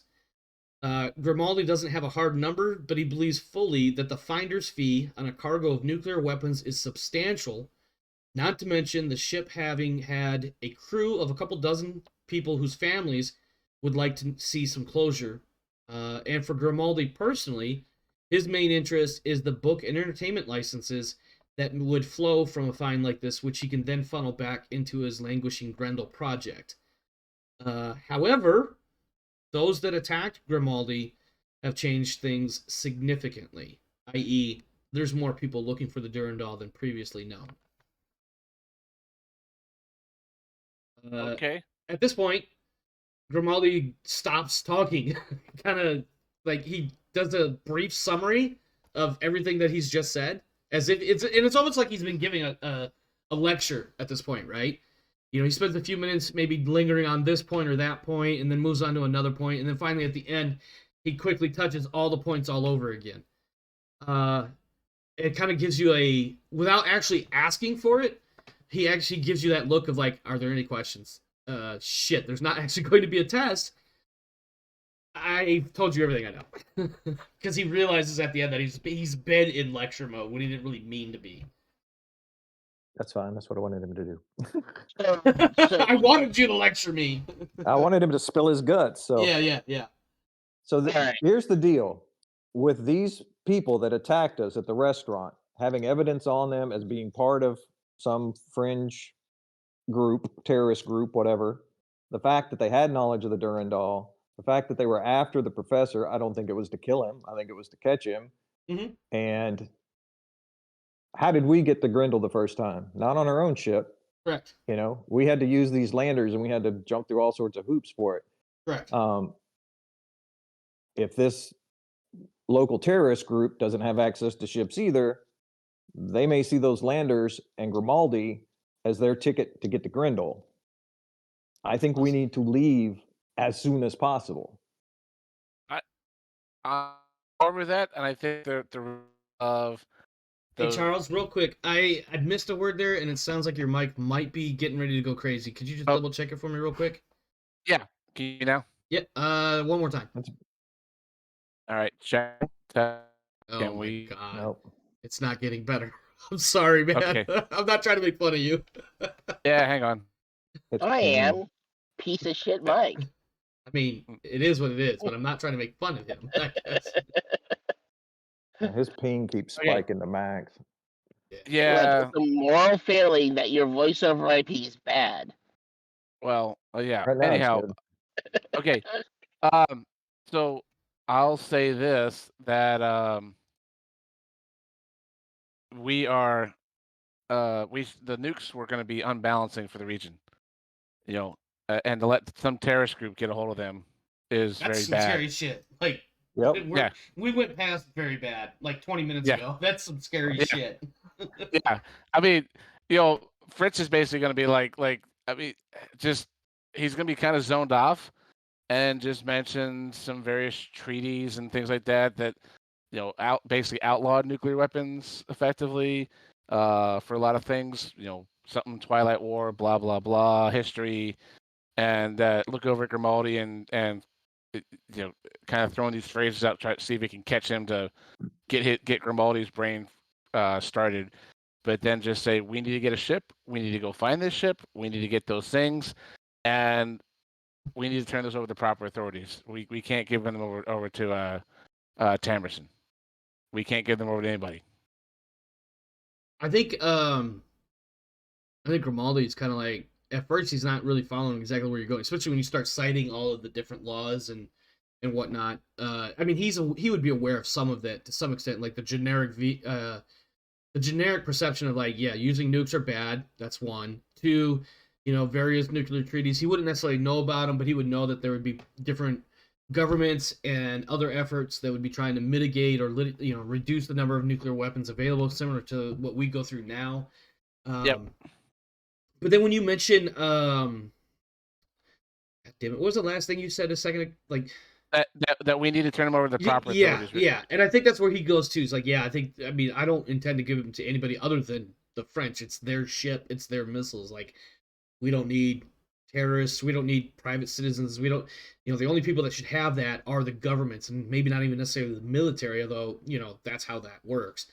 I think the other thing he will get at too is he will say, as far as a ship is concerned, we held a, oh god, let me back up just a tiny bit and rethink how I'm going to phrase this.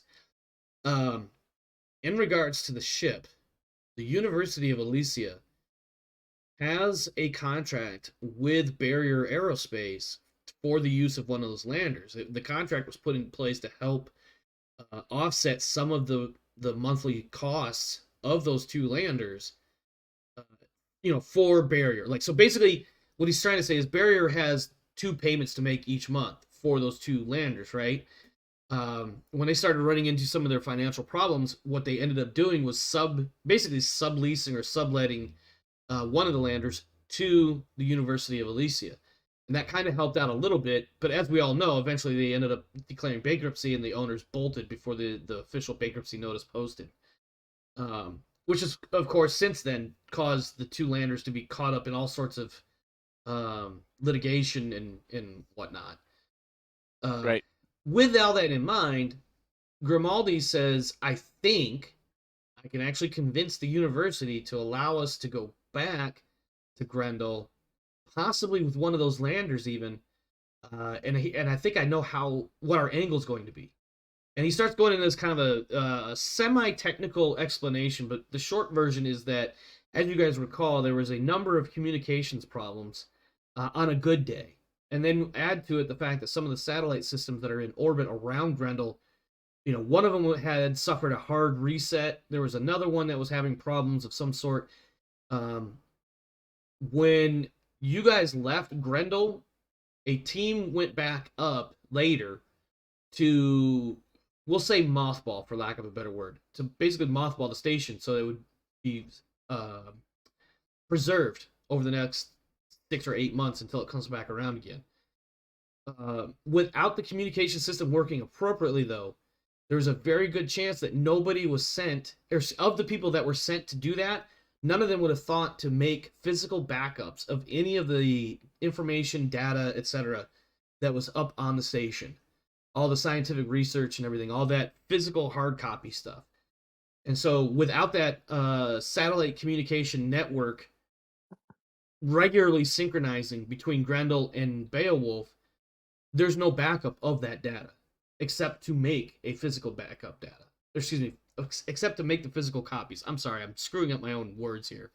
But effectively, What he's getting at is like, we need to go up there and get this data, if nothing else, and we can use that as our excuse on how to get to Grendel in the first place. Once we get there, then we can figure out, how to make contact with the pentapods and how to find the ship. And then we find the ship, and then one more thing, and then boom, profit. I'm playing that a little bit so much, not so much him. I spoke to someone to the xenosociology department. Oh yes, I remember. She actually talked to me the other day. Jackie Smythe something or other. Walker, yeah. I think. I don't have my notebook in front of me, but I know I remember specifically writing her name down. In fact, I put her on a spreadsheet. So, yes. So we should go to the university. As soon as they open up at 8:00 in the morning. We go find her. We go talk to the head administration. We get these people to figure that out. The only problem is while they're authorizing us to do this, we still need to figure out the actual physical relocation from this planet to that planet part, and that's where we need the ship. Yep. However, if I could get the university to do it, we can pay for the costs, fuel and whatnot. They'll just pay for it. I'm sure they'll just take it out of my paycheck or out of my budget or something, I'm sure. But we still need the actual ship. And we can argue that one of those landers is ours, and by ours, obviously, I mean the university. Maybe we can get the local people to... We could just go to the hangar and take it, I suppose. I mean, what are they going to do? Stop us? It's ours. I don't know if that would work. I think, and then Grimaldi kind of goes into that like thinking pose of his, which whatever that might be. Well, I'll say that in the past, they've been pretty quick to look the other way when we ask them of something that normally they wouldn't do, but since the conditions are kind of weird right now, that they're like, okay, go for it. Yeah. Something else you might could sweeten the pot with the university. One of the satellites needs some kind of hands-on reset, right? Yeah, like that's one of the ones in orbit. Yeah, I'm pretty sure it's the ComSat. I don't remember specifically what I had said, but yeah, no, that's right. I think it is a ComSat because I think it is. Yeah, it was the survey satellite that was they had jury rigged something to get a message out, and it went out through the survey satellite, but it could only go one way. You couldn't receive it, and then you found out that the communication was actually live, not a recording. So what do we need to fix it?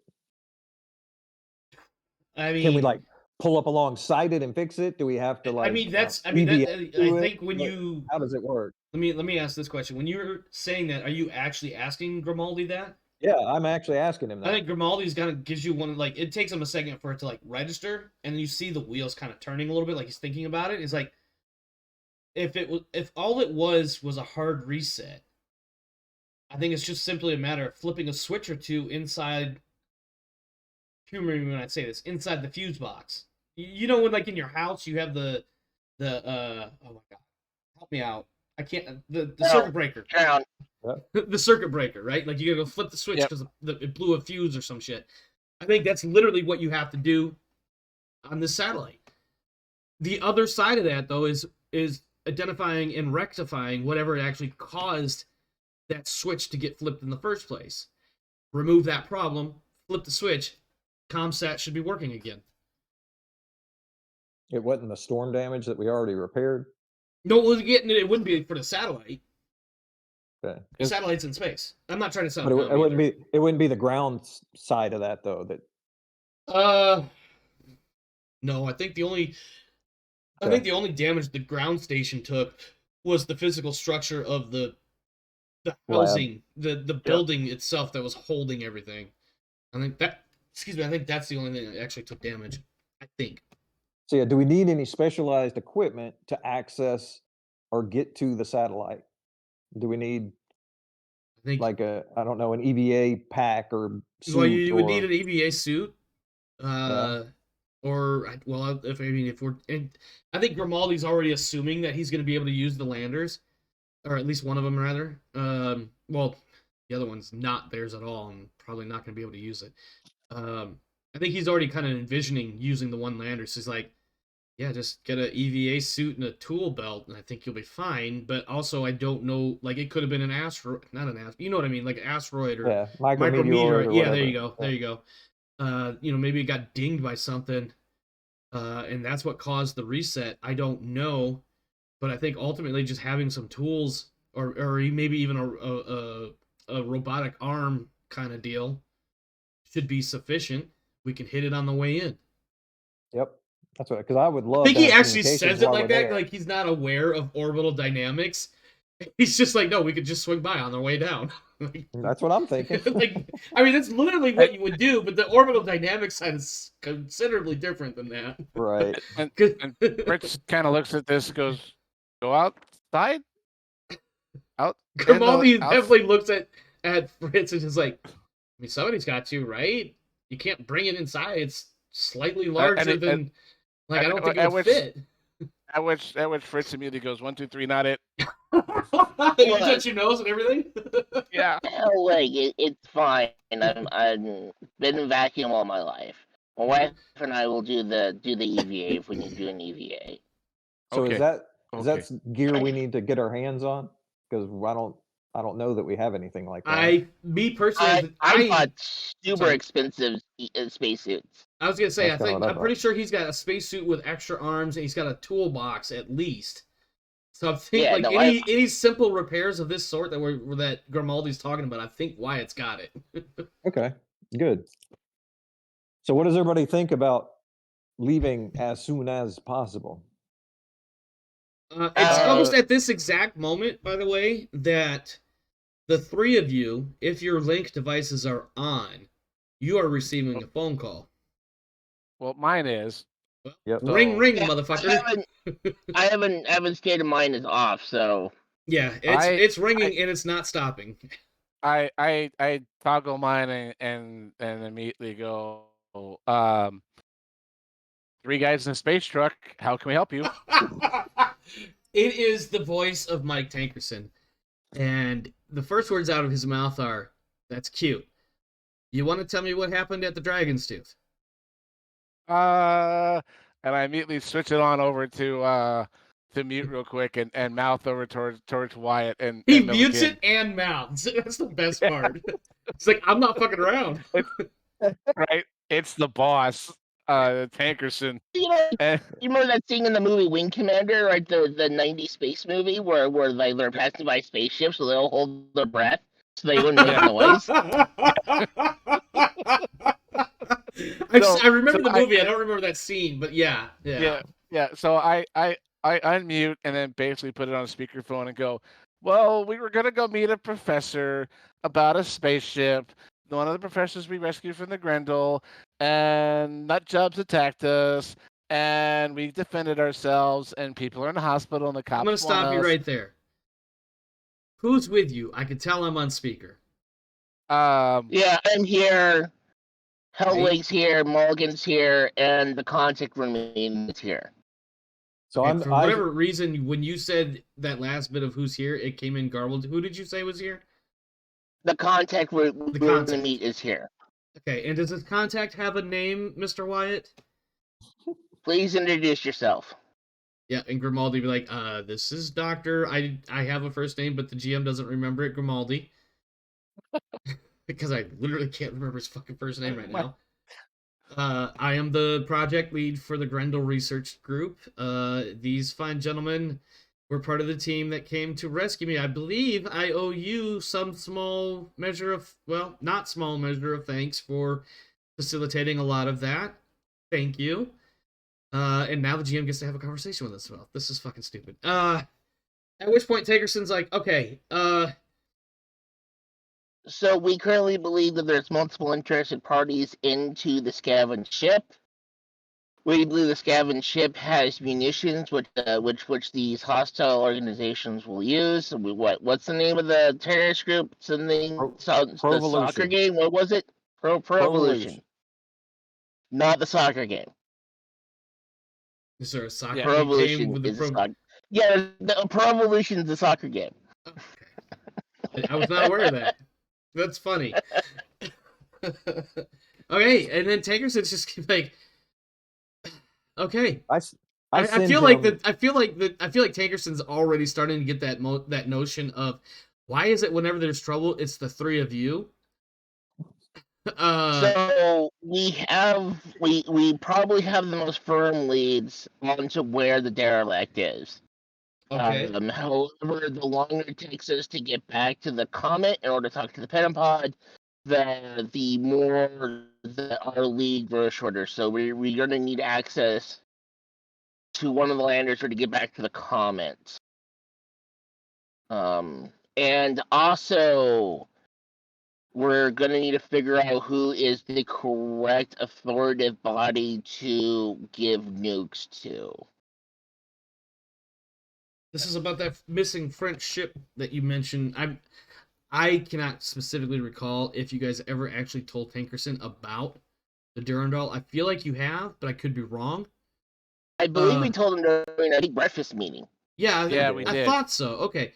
So I think at this point, Tankerson's going to be like, well, if they're French missiles, they go back to the French. Like, I'm not holding on to that shit because I feel like somebody's going to come after me to get them. Right.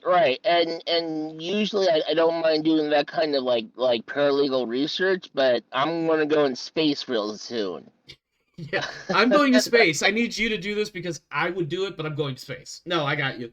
I'm going to space real soon, so just heads up. When we come back, we should probably inform them that we're going to have nukes and who we give that to, because I don't want to get shot at. Yeah, radiological arms. No, Tankerson will definitely pipe in with no. I will take a look at that. Dr. Grimaldi, is this your idea, plan? What and then of course Grimaldi will give him like the Cliff's Notes condensed version of everything he's told you guys, as far as the Durandal and I guess the legitimacy of how feasible this whole plan is. At which point Tankerton will then reply or otherwise insinuate, you guys have a green light as far as he's concerned. He will look into who within the French military here on planet or in the system would be the best person to talk to about all of that, and hopefully he'll have that information figured out by the time you get back, whenever the hell that might be. And then ultimately he is going to... Go ahead. Yeah, I feel like once we're off planet, we're probably going to remain off planet until we have the derelict. I feel like that's what's going to happen. Right. I think that's what we have to prepare for when we leave planet. We're going to be off world, and because there's multiple interested parties, we probably won't be able to call back in until we're done or we're in extreme danger. Right, and that's on top of the fact that Grendel is steadily moving further and further away from Beowulf, which will only further complicate the logistics related specifically to communications. So take your 3 armsmen with you. I don't think he would actually use the word armsmen. He will call them your action team, and he's going to say that directly to Helwig. Oh, but wait, you only can take 2. Well, not just that, but we have one in the hospital, boss man. Yes, I'm aware. That's part of the reason why I'm calling. And then he will go through a brief rundown of how Blaine reached out, couldn't get a hold of any of you directly. Let's just call that, low signal at various points in time. And eventually she called Tankerson via one of his assistants, and that's what generated Tankerson to call you. And from Tankerson's understanding, Blaine and Aiello are, perhaps a bit banged up, but otherwise legitimately capable of going into space. Now, somebody challenge me if you want to. I know, without going back and looking at what the results were, either from the last movie or the last session, but I believe Spearman is he's just not available. Period. At least until you guys get back.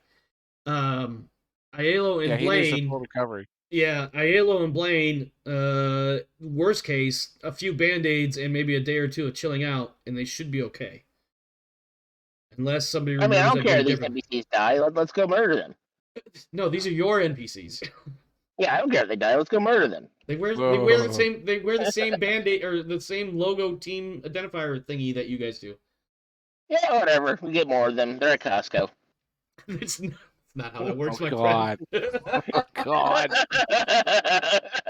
I'm glad you said Costco and not another place. Anyway, I think ultimately, Tankerson's going to lead it off, or end it with, rather. What do you need from me to make this happen? Access to one of the buggies that we're currently trying to purchase. The professor here thinks we can get access to it through the college. But having multiple ways to get a vehicle would be nice. Anti-radiation meds. Cold hazard gear. And the things that we need to repair and reset the communication satellite, which I think the university should take care of that. Yeah, and I don't know.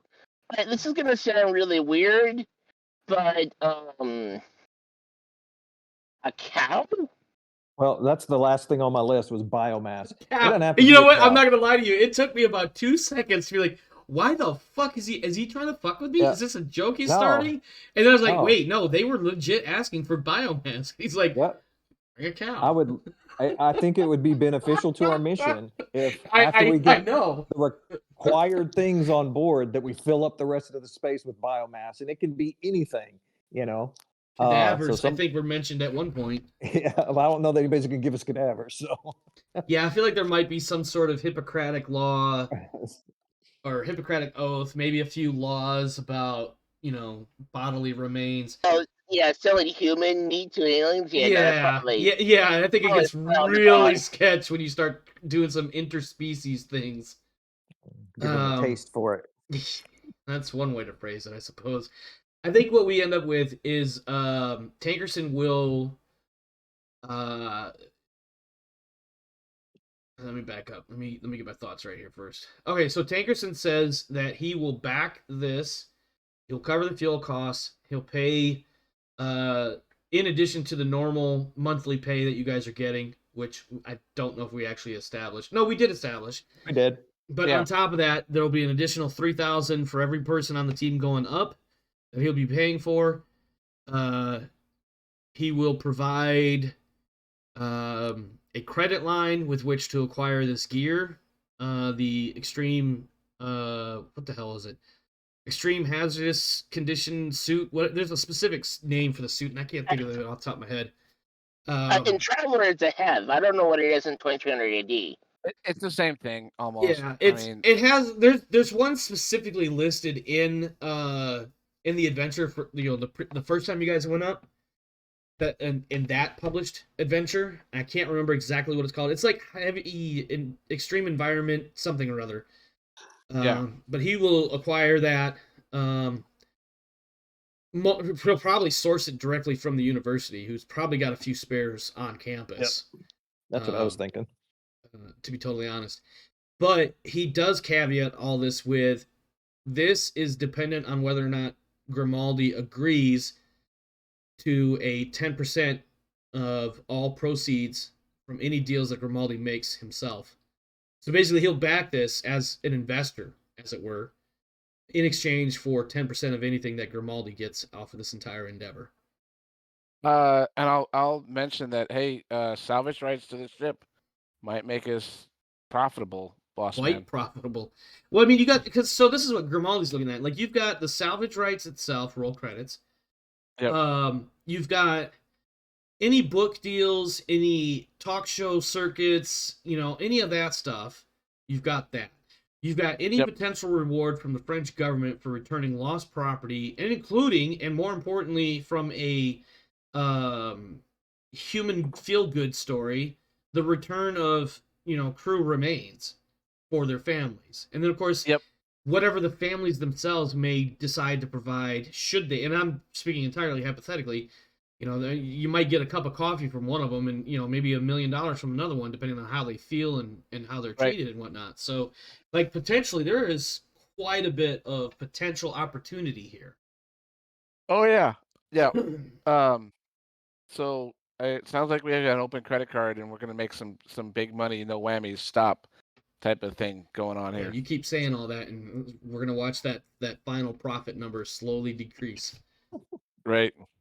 So before Tankerson gets off the phone, I want to ask him. I said, I have a local journalist contact. Would you be adverse to allowing them, if they were so inclined, to come on this mission? That's a great question. With the right kind of setup, the right kind of contract or whatever. Now, granted, journalists don't like being restricted in what they can and can't report, so you have to take that in mind. But he's a journalist himself, in case you forgot. Right. he's even a card-carrying award winner for various things, and got plenty of limelight. That's why he left journalism. It was too much limelight. But this might, help put a good light on him and us and everything else. So wow, I'm gonna have to think about that. Because I'm not gonna lie, you fuckers did it to me again. All this shit that I prepped for, and you throw some monkey wrenches at me. I'm gonna think about that. I think that might have to warrant a conversation with Barbie Walker and me deciding what kind of stance she's gonna initially take and how you can sweet talk her into it. Mm-hmm. As well as all the other bullshit that goes with it, like contracts and limitations established, and what Tankerson's gonna do about it. And can he replace Spearman for the short term? He presently some other operative? Not. Yeah, he doesn't. So are you asking him that, like, legit right now? Yeah, definitely. Okay. I want to know if he has any other personnel available. He's gonna come right out and he's like, listen, I'm gonna be honest with you, I don't have a body to spare that I trust to fill that kind of a role. Okay. I've got bodies for days. I just don't have anybody that I feel would be appropriate, i.e., someone the appropriate skill set that he is feels like would fit that spot, I guess. Right. We're not very trusting right now ourselves. So Yeah, this poor bastard would definitely be redshirted. Okay. and I don't know if I said this already, but I send him the whole information dump that I sent Barbie while he's talking to us. So Yes, and you kind of hear that like for a moment. He's like, you get that, when you're talking to somebody, you can tell they're reading something that has Yep. nothing to do with the conversation you're having. Yeah, you get that tone from him for a few minutes, and he's kind of looks back. He's like, "Revolution, okay, all right. Well, that's a sorry bunch of bastards." Yeah. So I think what we're looking at, and somebody correct me if I'm wrong, or remind me, or interject where needed in case there was something else. It looks like we have our next step is go to the university, make sure they're aware of what's going on and what your plan is, and get clearance, etc., to go up to take one of the landers. Tankerson is going to pay for the gas as well as acquiring equipment needed for the trip in exchange for 10% of anything that Grimaldi makes. Am I missing anything? I feel like I may have glossed over something. And a taco. And a taco. You know the rule is, right? We're gonna talk about tacos, but we're never actually gonna get them. That's the inside joke. I noticed that tonight that dude asked for tacos, Yep. and then Wyatt didn't even get him tacos. I'm like, that was your opportunity. Yeah, he got Thai food. Yeah. Thai soup, in fact. That was too spicy for him, even. So I will ask, should we put a guard on the landers until it's time to go? Are you asking Tankerson? Yeah, if he's still on, yeah. Yeah, I think what he comes back with is no, and here's why. Don't put a guard on him. Put somebody nearby with eyes on. Someone out of the way who's not identified as a guard. But I don't have anybody I can spare in that kind of role. So if you've got somebody, maybe it's not a bad idea to have them observe the hangar, not guard the hangar in case something does happen. Does that make sense? It does. Do you mind us using one of the existing barrier personnel? If you can convince them to do something like that, I guess. I mean, I don't know how they're feeling about that sort of thing. Or rather, I don't know how they would feel about that sort of thing. I just look at Wyatt and say, well, Father Pockets over here is usually pretty good at convincing people. For a second, I thought you meant Tankerson, and I was like, no, he said Wyatt. No. Father, deep pockets is what we call them. That's right. Deep pockets. Money solves all the problems until you need a gun. Well. Yep. But yeah. So is this a question that Wyatt needs to answer? No, not really. Okay. No, I didn't think so. It was like, whatever. I'm writing this shit down. This is the expenses. He's got. Suddenly the invoices are coming back my way. Mm-hmm. Okay. What do you guys want to do next? It's still evening at the moment, but we can definitely scoot forward in time a little bit if you need to. Yeah, we'll need to go to the hangar and talk to Reese and Katrina. Is that Karina? But you're pretty close. Yep. You also need to go to. Well, actually, okay. So here's what we'll. Blah. I think Grimaldi will say, first thing in the morning, I will go to the campus, the university.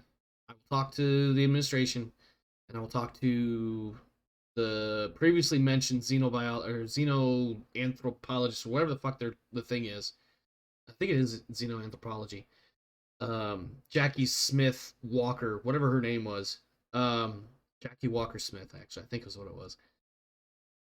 He'll handle all that, and he will also, if you give him a list of who needs the hazmat suits, he will start making headway into getting those extra suits. Okay. And aren't there a bunch of them? Go ahead. Aren't there a bunch of them there? Yeah, I feel like at the very least there would be a few on the landers themselves, there's bound to be a couple spares, or oh shit, the shit has hit the fan spares laying around on the station. So I think ultimately getting enough suits for everybody shouldn't be that hard to do. That's kind of what I thought. I figured they wouldn't be bringing these cold weather suits back and forth. 'Cause Well, they don't need would 'em. bring the one like Yeah. whatever you wore to walk from the hab pods or whatever Oh, out to yeah, the that's ship, right. and That's then right. those Yep. would come back. And I feel like they weren't necessarily tailor fit either, so not necessarily one Right. size fits all, but it's adjustable. So, Yeah. or that would make it one size fits all, actually. So I do have this to say about Grimaldi. I do not think he should go to the university. I don't think he should go home. I don't think he should go to the university. I think, Mm, you know, Not either by himself. failed. Wait, right, at least, yeah. But I mean, there's no sense in putting him out in public, really. He can do all this remotely, you know, with a phone call or whatever. I don't That's a think he fair really point. has to be in person, and we need to keep him safe until it's Yeah, I time think to that go. the So, only thing that would need to be done in person would be if they needed more suits. Somebody has to go pick right, him up. Now it doesn't necessarily have to be him, right, assuming he's got the approval to do this mission. right. And Hell, let's just we could go we'll ahead. call somebody. We'll hire somebody to go pick him up and bring him to us, so it's not even us. What is that? Not DoorDash. It's Uber. no, it's something like Taskmaster or something like that. Suit Postmates or Is it Postmates that would do something like that? It's Suit Swift. Whatever it something is. like that. Yeah, whatever it is. We'll call it Uber Task. Yeah. Because I feel like calling something Taskmaster is gonna make somebody ask a question that we don't really want to deal with. And so Wyatt wanting to get back into his merchant role can be searching up the cheapest biomass by weight for us. I don't The have those dense numbers right. the I think you densest, could. cheapest biomass. Oh God. Well, here's something that might be borderline disgusting, but Blood. I wonder about manure. Yeah, no, like sewage would be biomass. Yeah, that's what I'm saying. Like I'm thinking, like instead of getting the cow, get the stuff that comes out of the cow. Might be stinky, but you can seal that. You can make it airtight. In fact, if you're going into space, you kind of need to, because then you might actually have shit hitting the fan. That's where I was going with that. Anyway, all right, yeah. And so I'm sorry. Go ahead. the only other detail was we kept talking back and forth about the EVA stuff. You'll need Do an we or EVA. don't Go ahead. do we or don't we have that? We don't have that, right? I think at least doesn't Wyatt actually have his own personal EVA suit with the extra arms? I do. Yes. Oh, okay. Yeah, I so in didn't that realize case, that he was just needs EVA. to say All that right. I'm bringing it because he's got Awesome. that from. I Okay. remember him talking about it in the beginning of the show. Cool.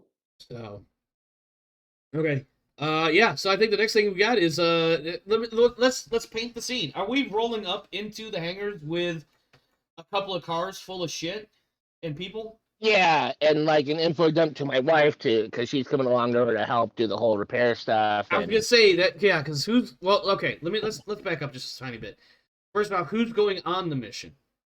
I know Mr. Wyatt is, and I'm assuming Milligan is. Yep. We're gonna make Hellwig go, Yes. even if we have to BA Baracus's ass. Yep. Even It's though he hasn't fine. seen the therapist yet. It's fine. Mrs. Wyatt, is she going? I'm Yeah. assuming Yeah, yes. no, Yeah. she's actually a really good engineer. So yeah, Yep. So she's probably going to be the one doing the actual EVA. Then is what I'm hearing. with me, holding the light and handing her tools. Oh, so both of you going to go out there? Yeah. Okay. What about Aiello and Blaine? Do you want to leave one of them behind, two of them behind, to keep an eye on Spearman or something like that, or what do you want to do there? Well, so all we're going to go up do is go fix the satellite, right? You're gonna go And then- and then fix land this on satellite. Grendel and go look for a busted up ship that will And, involve and talking to talk to a aliens. Pentapod. Okay. I mean, you All have right, to then we have find to- them, but yeah, that's the plan. All right. I think we should leave Aiel back with Spearman because they're best friends, and we'll take Blaine with us because he's competent. And Okay. I mean, I know the only reason I'm saying that is because Spearman and Aiel are like best friends, and they need to run together. Yeah, And yeah. Aiel is going to be all messed up with Oh yeah, not knowing what's absolutely. going That's on. his brother, even though they're Yep. not even the same. Yep. You know, Aiello's like at least a little bit Hispanic. Spearman is not. Yeah. But Yeah. they're brothers. For all intents And then we're purposes. also going to be taking the Pentapod specialist. Yep. All right, so I need to start scribbling some stuff down real quick here, just to make sure miss this. All right, so we have Mr. and Mrs. Wyatt. Mhm. We have Milligan. We have Helig. We have Blaine. We have Jackie Walker Smith. And I remember it was Jackie Walker because I was making a joke somehow of Jim Beam and Jack Daniels. Johnny Walker. Well, Johnny Walker is where I went because I didn't want to make it obvious. And then I threw Smith in there and then I remember saying something like with a Y and an E, even though that's not how I wrote it down because I forgot. Okay, Mr. and Mrs. Wyatt, Milligan, Helwig, Blaine, Walker Smith. Oh, Grimaldi's got to go. Yep. Maybe Barbie Wall or Walker, the journalist. Maybe. Yep. Another Walker. Weird. Yep. That one is because I wasn't trying to be rude or anything, but I was definitely making a play on the name Barbara Walters. Tran, Tillman. You want to bring them or are you gonna leave them back? So Tran is, I don't know, a little superfluous. I know a bunch of us can astrogate. Yeah, Tran is navigation. Wyatt astrogation. is probably Wyatt has pretty high astrogation, doesn't he? Yeah, these guys were added kind of initially to throw you guys off a little bit, and then they were just kind of lumped in as extra bodies in case you needed them for any particular reason. At this point, they are superfluous, but if you want to bring them for shits and giggles or whatever. Well, I think our comms guy, we should bring him. Gray. Gray. Oh yeah, he could probably at least lend a pull that one, not that one on the satellite if nothing else. Exactly. Or any other communication issues on the ground. Okay, so I got Gray on here. Who's doing sensors? I'm sorry? Who's doing sensors? Because every time we go out there, we get ghosted by somebody. So I want somebody good on sensors.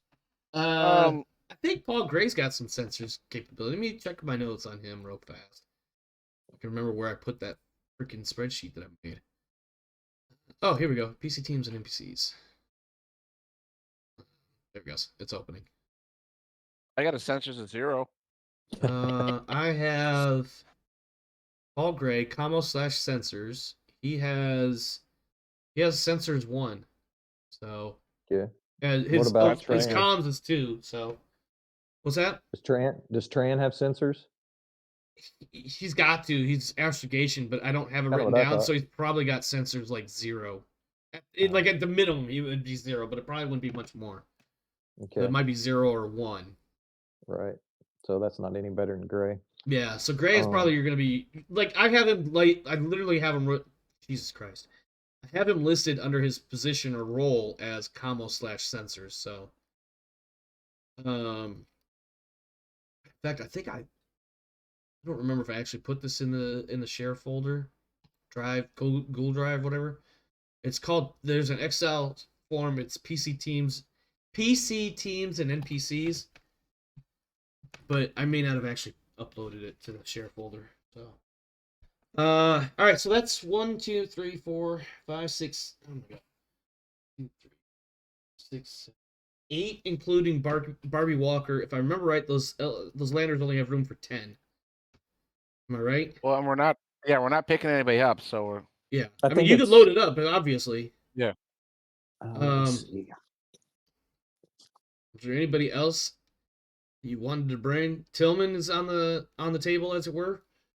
I mean, I don't really see a reason for him. He's just a steward. Let me look at his notes or my notes for him. Steward, extra hand. He's got steward. He's got mechanic 0. I love it when I leave these little nuggets behind. He has science gastronomy 1. Nice. So he's actually something of a chef, like a legit chef. I don't think we need him. Okay. So I I mean, I think what we have is going to work because Yep. we're gonna go fix the satellite and then go fix this ship maybe enough to get liftoff. Well, we it's can. it's gonna be quite a bit more than that, but yeah, I I mean, think like, so, too. Yeah. like the overall mission parameter is in bullet point. The biggest chunks is going to be repair communication satellite. Let me rephrase that. Address communication and survey satellites. Locate pentapods. Interact with pentapods. Find busted up ship. Assess busted up ship for how best to proceed, and then proceed with busted up ship. So that's like 6 major bullet points right there. But yeah, that's the plan, as it were. Do we want to do the hangar scene, or do we Sure. want to? Is there another scene we need to do first? I don't think there's really much to the hangar scene that won't be more or less redundant. It's like, hey, wife, we're gonna go off to a comics. Well, it's a rogue planet. We're gonna I keep wanting to say rogue planet, even still, and I know it's not It's a a rogue planet. planet. Yeah, it's a planet. It just has a really weird orbit compared to everything we're else. gonna feed a cow to a pentapod. It'll probably be gross. I'm picturing. Oh my god. But we're gonna take Starship video. Troopers. Starship Troopers when Yep. the alien and the cow, and it's just Yep. all this big blocks censored. Mhm. Ironically, they also had multiple limbs. They weren't like pentapods. They were like spiders. Yeah, but that bishop thing they have has big old scythe arms on it. Oh yeah, let's not go there. Mr. Wyatt, give me a broker roll to acquire. Let's just say 5. Well, no, let's do 200 kilos of appropriate biomass, non-living. And I will let you guys determine what exactly that 200 kilos of non-living biomass actually is. Fart. God, that's disgusting. That's worse than manure. We could be getting all the nasty carniculture meat out of Beowulf so that people have to eat real meat. As long as it's biomass. If it can be consumed, it must be biomass, right? Mhm. Yeah, just give me a quick broker roll there, Mr. Wiggles, if you please. Yeah, I had to It's pull up my called character Soylent sheet. Green. People are Soylent Green. Mhm. There better be a Soylent Green meme in my fucking chat after this. That's good enough. Okay. Yeah, I think you are able to acquire without any problems or any hitches or any other weird things. You've got 200 kilos of non-living biomass material. Let's call it what it is. What is it? Farts. It's got to be something solid. Toenail It's clippings. It's expired dragon bat meat. There you go. Expired. Well, we'll just go with commercial grade meat product past the for sale date or sell by There we date. go. Yep. Oh, and also I know like 50 pounds of bones. Sure. You said toenails, and that made my skin crawl. I'm not gonna lie to you, because I literally pictured a body bag full of fucking toenail clippings, and because I pictured it, that's what you get in your fucking head now. A body bag full of toenail clippings. You're welcome. That's fucking gross. I don't know why that's bothering me so much. Well, first off, it's Halloween season, so we're gonna go along those lines. Yeah, why not? It's usually more horror, but somehow we ended up on the gross side of horror. Yep. I prefer a more classic approach, by the way. In the hangar, you do find, as you guys do show up, you do find Reese and Karina. They are let me see, how do I phrase this? They're not happy to see you, but they're also not disappointed. They're somewhere in between, and it's more of because they are clearly busy. Karina is currently at a workstation when you show up, doing what appears to be some sort of inventory cataloging. While Reese is busy working on the lander not leased to the university, doing a thorough maintenance check. One of those maintenance check things that you have to do like at least once every week or two. that has like 17 extra steps to the normal daily maintenance. He's up to his eyeballs in that. Okay. They are available for interaction if you would like. Otherwise, they're gonna give you that look of like, hey guys, what gives? What are you guys doing here? Long time no see. It's been like 2 weeks.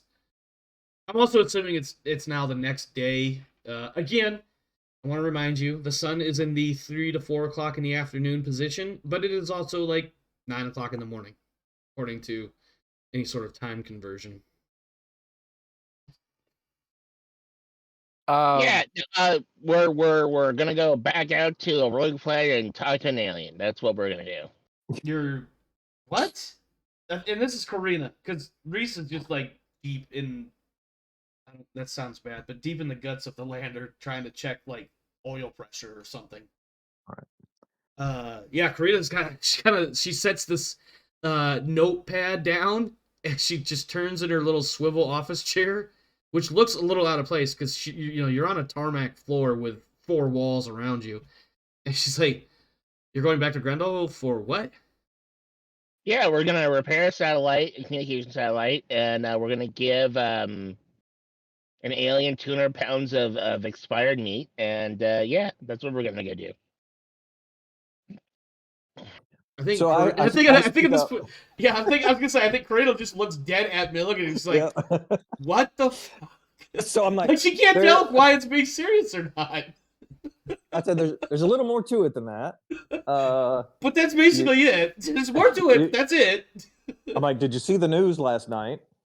Some restaurant on the other side of town got hit by radical terrorists or something. Yep. Okay. So they were after the professor.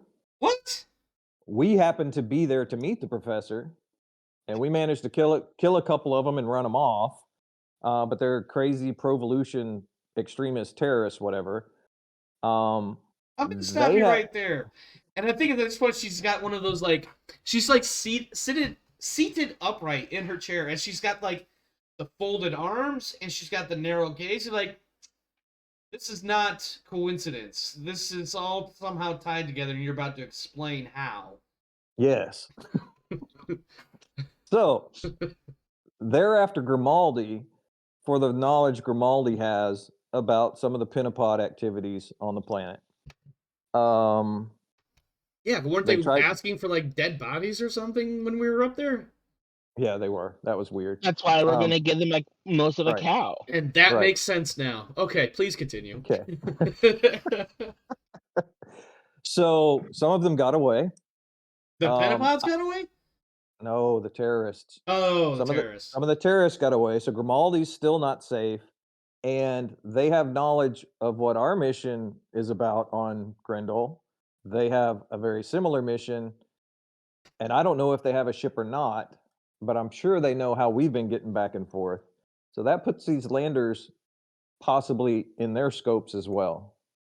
I've talked to a couple people about how to best secure this, and the consensus was that it's not safe to be here with them right now, but that we need somebody close by.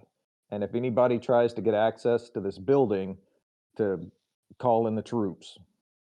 I think at this point, Reese pops up. I think his name. Oh no, Reese Sunway or something like that is his full name.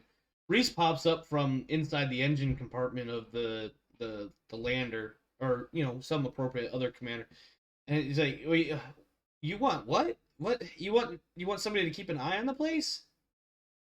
Yeah, but y'all don't need to be here because they showed up in how many words are 4 to 6? 4 to 6 fully automatic weapons, killing everybody they could see in that restaurant. How does attacking that restaurant got to do with us? Well, no one said they were competent, just deadly.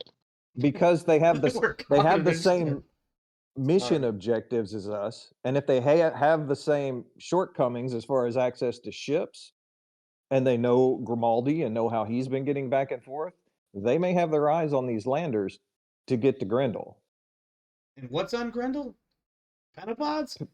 Right now, it's about pentapods and exchanging biomass for information. And what kind of information are you trying to find up there? And just for the record, Reese missed half of this conversation initially, Right. so now he's trying to get caught back up. So, I don't really have, the very specific details of that are close to the hip right now, and that You can't keeps tell you me. safer. Okay, all right. I guess But that I'm makes not. sense. But I'm also not going to ask you to do anything about it, okay? Other than to keep yourself safe. So what I'd So, like to okay. see happen is I'd like to see the two of y'all shut this thing down, okay? Close up the hangar, button it up as well as you can. If you can temporarily disable the landers, that would be all the much better in case they did get access to them and then they wouldn't fly. That would be awesome. Well, you're Something that taking would one be of them. very, very soon. Yes, we are. Okay, you're gonna take that And I'm one. not. And I'm This not going one, to ask I'm you to still go. hip deep in, Right. maintenance on. Yep. And then Reese will look over to Karina, and Karina will already be looking at Reese, waiting for that NPC nonverbal communication stare. And like, listen, I think you guys have this well under control. Reese will hop out of the lander, set all of his tools down, and at some point he's actually going to be like rubbing his hands clean and just like, we're going to lunch. You guys be safe out there. We don't say no more. Or I'm sorry, as the kids now say less. Yeah.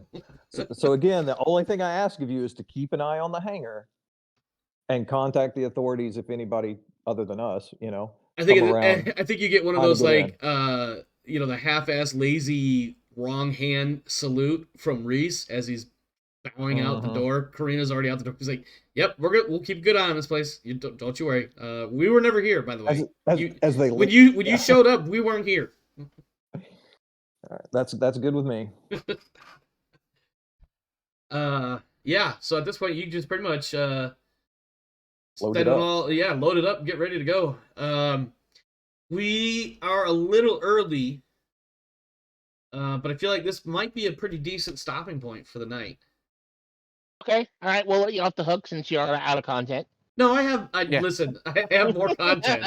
I have more. I just feel like this might not be a bad place to stop. We could pick it up next week with your all of the things are done and the ship's ready, and we just be in transit already. Unless there's another reason or another scene, I feel like this is not a bad place to stop. I think our next thing is going to the comet and repairing the satellite and talking to. I think we're probably gonna go find the fucking thing, right? We're probably gonna go like search for the pentapod, unless he's just weirdly still by the outpost, just like going, "Hey." Yeah, just standing there for weeks waiting. Maybe somebody will come back. Maybe they won't. Well, if we get all the satellites working, then maybe we can use the survey satellite to help us locate the pentapods. I think Grimaldi was. I think Grimaldi was. I think think if you say that out loud in character, at any point, like not necessarily right now, but maybe during like some sort of discussion overnight or something, I think Grimaldi would have been like, "Fuck, why didn't I think of that?" Yes, that's exactly what we need to do. We've got a survey satellite. We've got a communication satellite. There's another satellite in orbit I can't think of off the top of my head. Like, why aren't we using these satellites to help us figure out where these fuckers are? And then Grimaldi also will have mentioned, probably offhandedly at this point, as you guys are getting ready to load up the ships and all that stuff, having to effectively unmothball the station after it's been mothballed, so that might take some work. But yeah, like you guys definitely have I'm not gonna say laundry list of things to do, but you've definitely got plenty of work ahead of you. Well, and then we got to go fix the rovers because it was just kind of half-assed repaired. Yeah, the one window was, or rather, the one window pane was basically given, not really concrete, but basically concrete. Yeah. With a botched job of caulking. As I recall. That's not where it goes. Well, fuck, it worked anyway. Holy shit. I believe that's how it went. All right. Undo duct tape and caulk. I mean, what else do you need to repair something? Yeah, I mean that works for me. Let's look at some outros. Starting with outros and feedback and whatever else. Charles, what do you got for us? All I'm gonna say is we're going back to space. Yay! No. Are you sure that was Charles or was that Fritz that said that? That was Fritz. As the scene closes out, the credits get to roll. You see Fritz just go. We're going back to space. And he's carrying Yay. like a tough box of gear to load it Yeah. onto the ship. Yeah. It's like, yay, we're going back to space. Yeah. Go to space, they said. Have fun with friends, they said. Yeah. No, I think today was good. I mean, the closeout, the cops, the whole Tankerson thing, and then finding out that the ship is yeah out there. We're going to it's going to be an interesting adventure in the next couple episodes. So and hopefully none of our NPCs get redshirted. You better hope the PCs don't get redshirted, my friend. Yeah, well, you know how it is, man. Once you leave the planet, anything can fucking happen. Space is literally Yep. trying to kill you actively. Oh yeah. What? Wait, I'm sorry. I'm preaching to the choir right now. Yep. So other than that, I am good. So I will pass off to somebody else. Alrighty, Mr. Wiggles. Hello. Yeah, no, it was fine. It was good. I had a good time. It wasn't weird to say I love you to Krieg whatsoever. That was natural. We do that all the time, even when we're not playing. I totally do. I was like, so one of my pet peeves, I don't know if pet peeve is the right word, but my ex-wife says this to her kids a lot. It's usually as she's getting ready to leave wherever she is with them or whatever. You know, she'll be like, "Love you, bye." And they don't bother. Like, this isn't a problem for them. Like, this is their thing, whatever. But for me, on the outside, I'm like, that is a really kind of a cold way to say, I love you, goodbye, I'll see you next time, But it works for them. And so when it came time to end that conversation, I'm just like, fuck it. I'm going to hit them with love you, bye. Anyways, please continue. Yeah, no, that was fun. No, I had fun time. I'm looking forward back to repairing the satellite and talking to the Pentapod and Yeah, that's going to and be getting fun. and getting cancer. And getting cancer. I think he was happy just to do some trade rolls again. It was the most basic, like, I just need you to roll just for shits and giggles in case you get a really good roll or, more importantly, a really bad roll. Just so I can. That's when you would have ended up with like 60 jars of methane gas. Oh, so farts. Yeah, exactly. But it would have been in jars, like a whole bunch of them. And they wouldn't even be sealed, not sealed, but they wouldn't be stored properly. They'd be like just loose. Just picture 60 mason jars on a shelf labeled methane.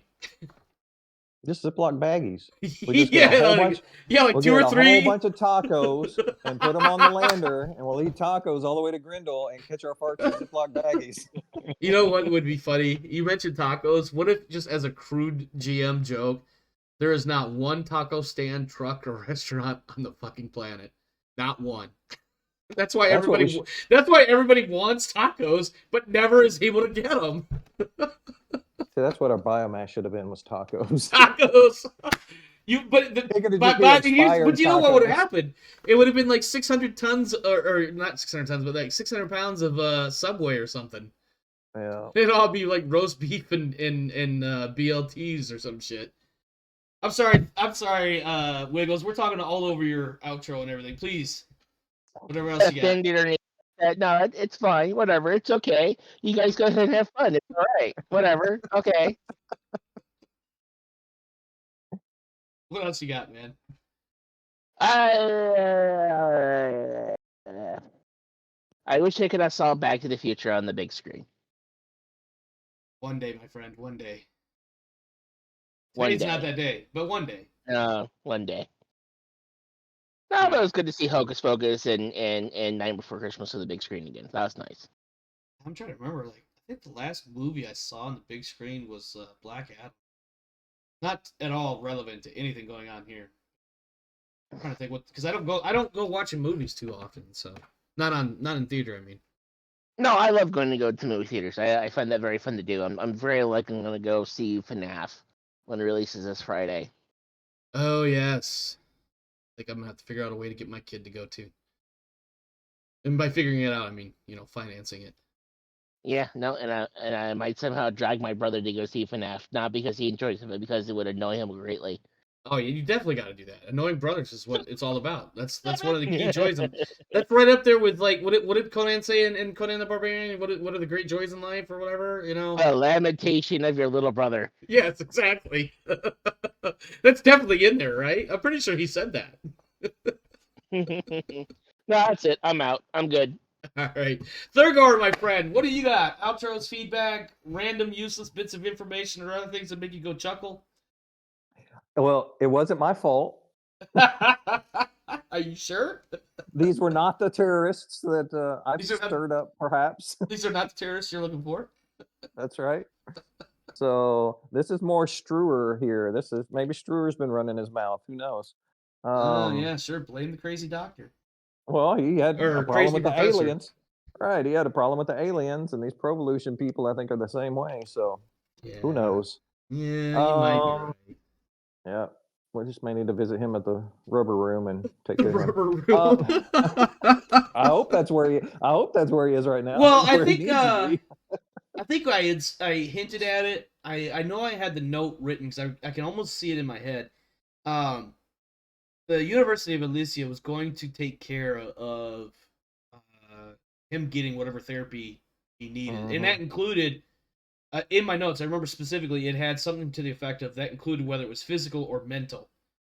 Yeah. So he is most likely in, not necessarily in an actual padded room, but he's definitely, contained, not detained, but contained and in therapy. Other than that, I wouldn't say I'm excited to get back to Grendel per se, but I'm excited to see what Grendel has to offer us. That's probably a more accurate statement. More interested in seeing what Grendel has. Well, Grendel has the following things to offer you: cold, I don't like those things. No, those aren't the rain, things. mud, Mhm. the possibility of perhaps finding and later interacting with pentapods, who do not at all sound creepy, strange, or weird, odd in their speech patterns. And maybe we'll get there on the day that they're craving expired dragon bat meat, and our biomass is worth more than we think. Yeah, That you would never be know. You never know. Maybe we'll fly away from there in an organic ship. Fly away. God, I heard that song earlier today, by the way, and it took me forever to realize that it was Lenny Kravitz, and I just couldn't I couldn't figure out who the artist was, and this was annoying the shit out of me. And you saying "Fly Away" right there made me think about that. It was really frustrating for like the first. I think it took a solid 2 verses before I figured out who the hell it was singing, because it was just like, I know who this is. I could see, I can't see. I could see, I can't see his face. Anyway, before I sidetrack some more, what else you got? That's pretty much it. I'm looking forward to getting on with it. Getting on with getting to. Alrighty. Yeah. All right, my friends, we are going to get out of here. We are a little bit early, mostly just because we found a pretty decent stopping point without getting too committed to the following scenes and whatever may come afterwards. Again, reminder, I have 3 episodes of the Greyland Trios League, or 3 matches to record over the next 3 days.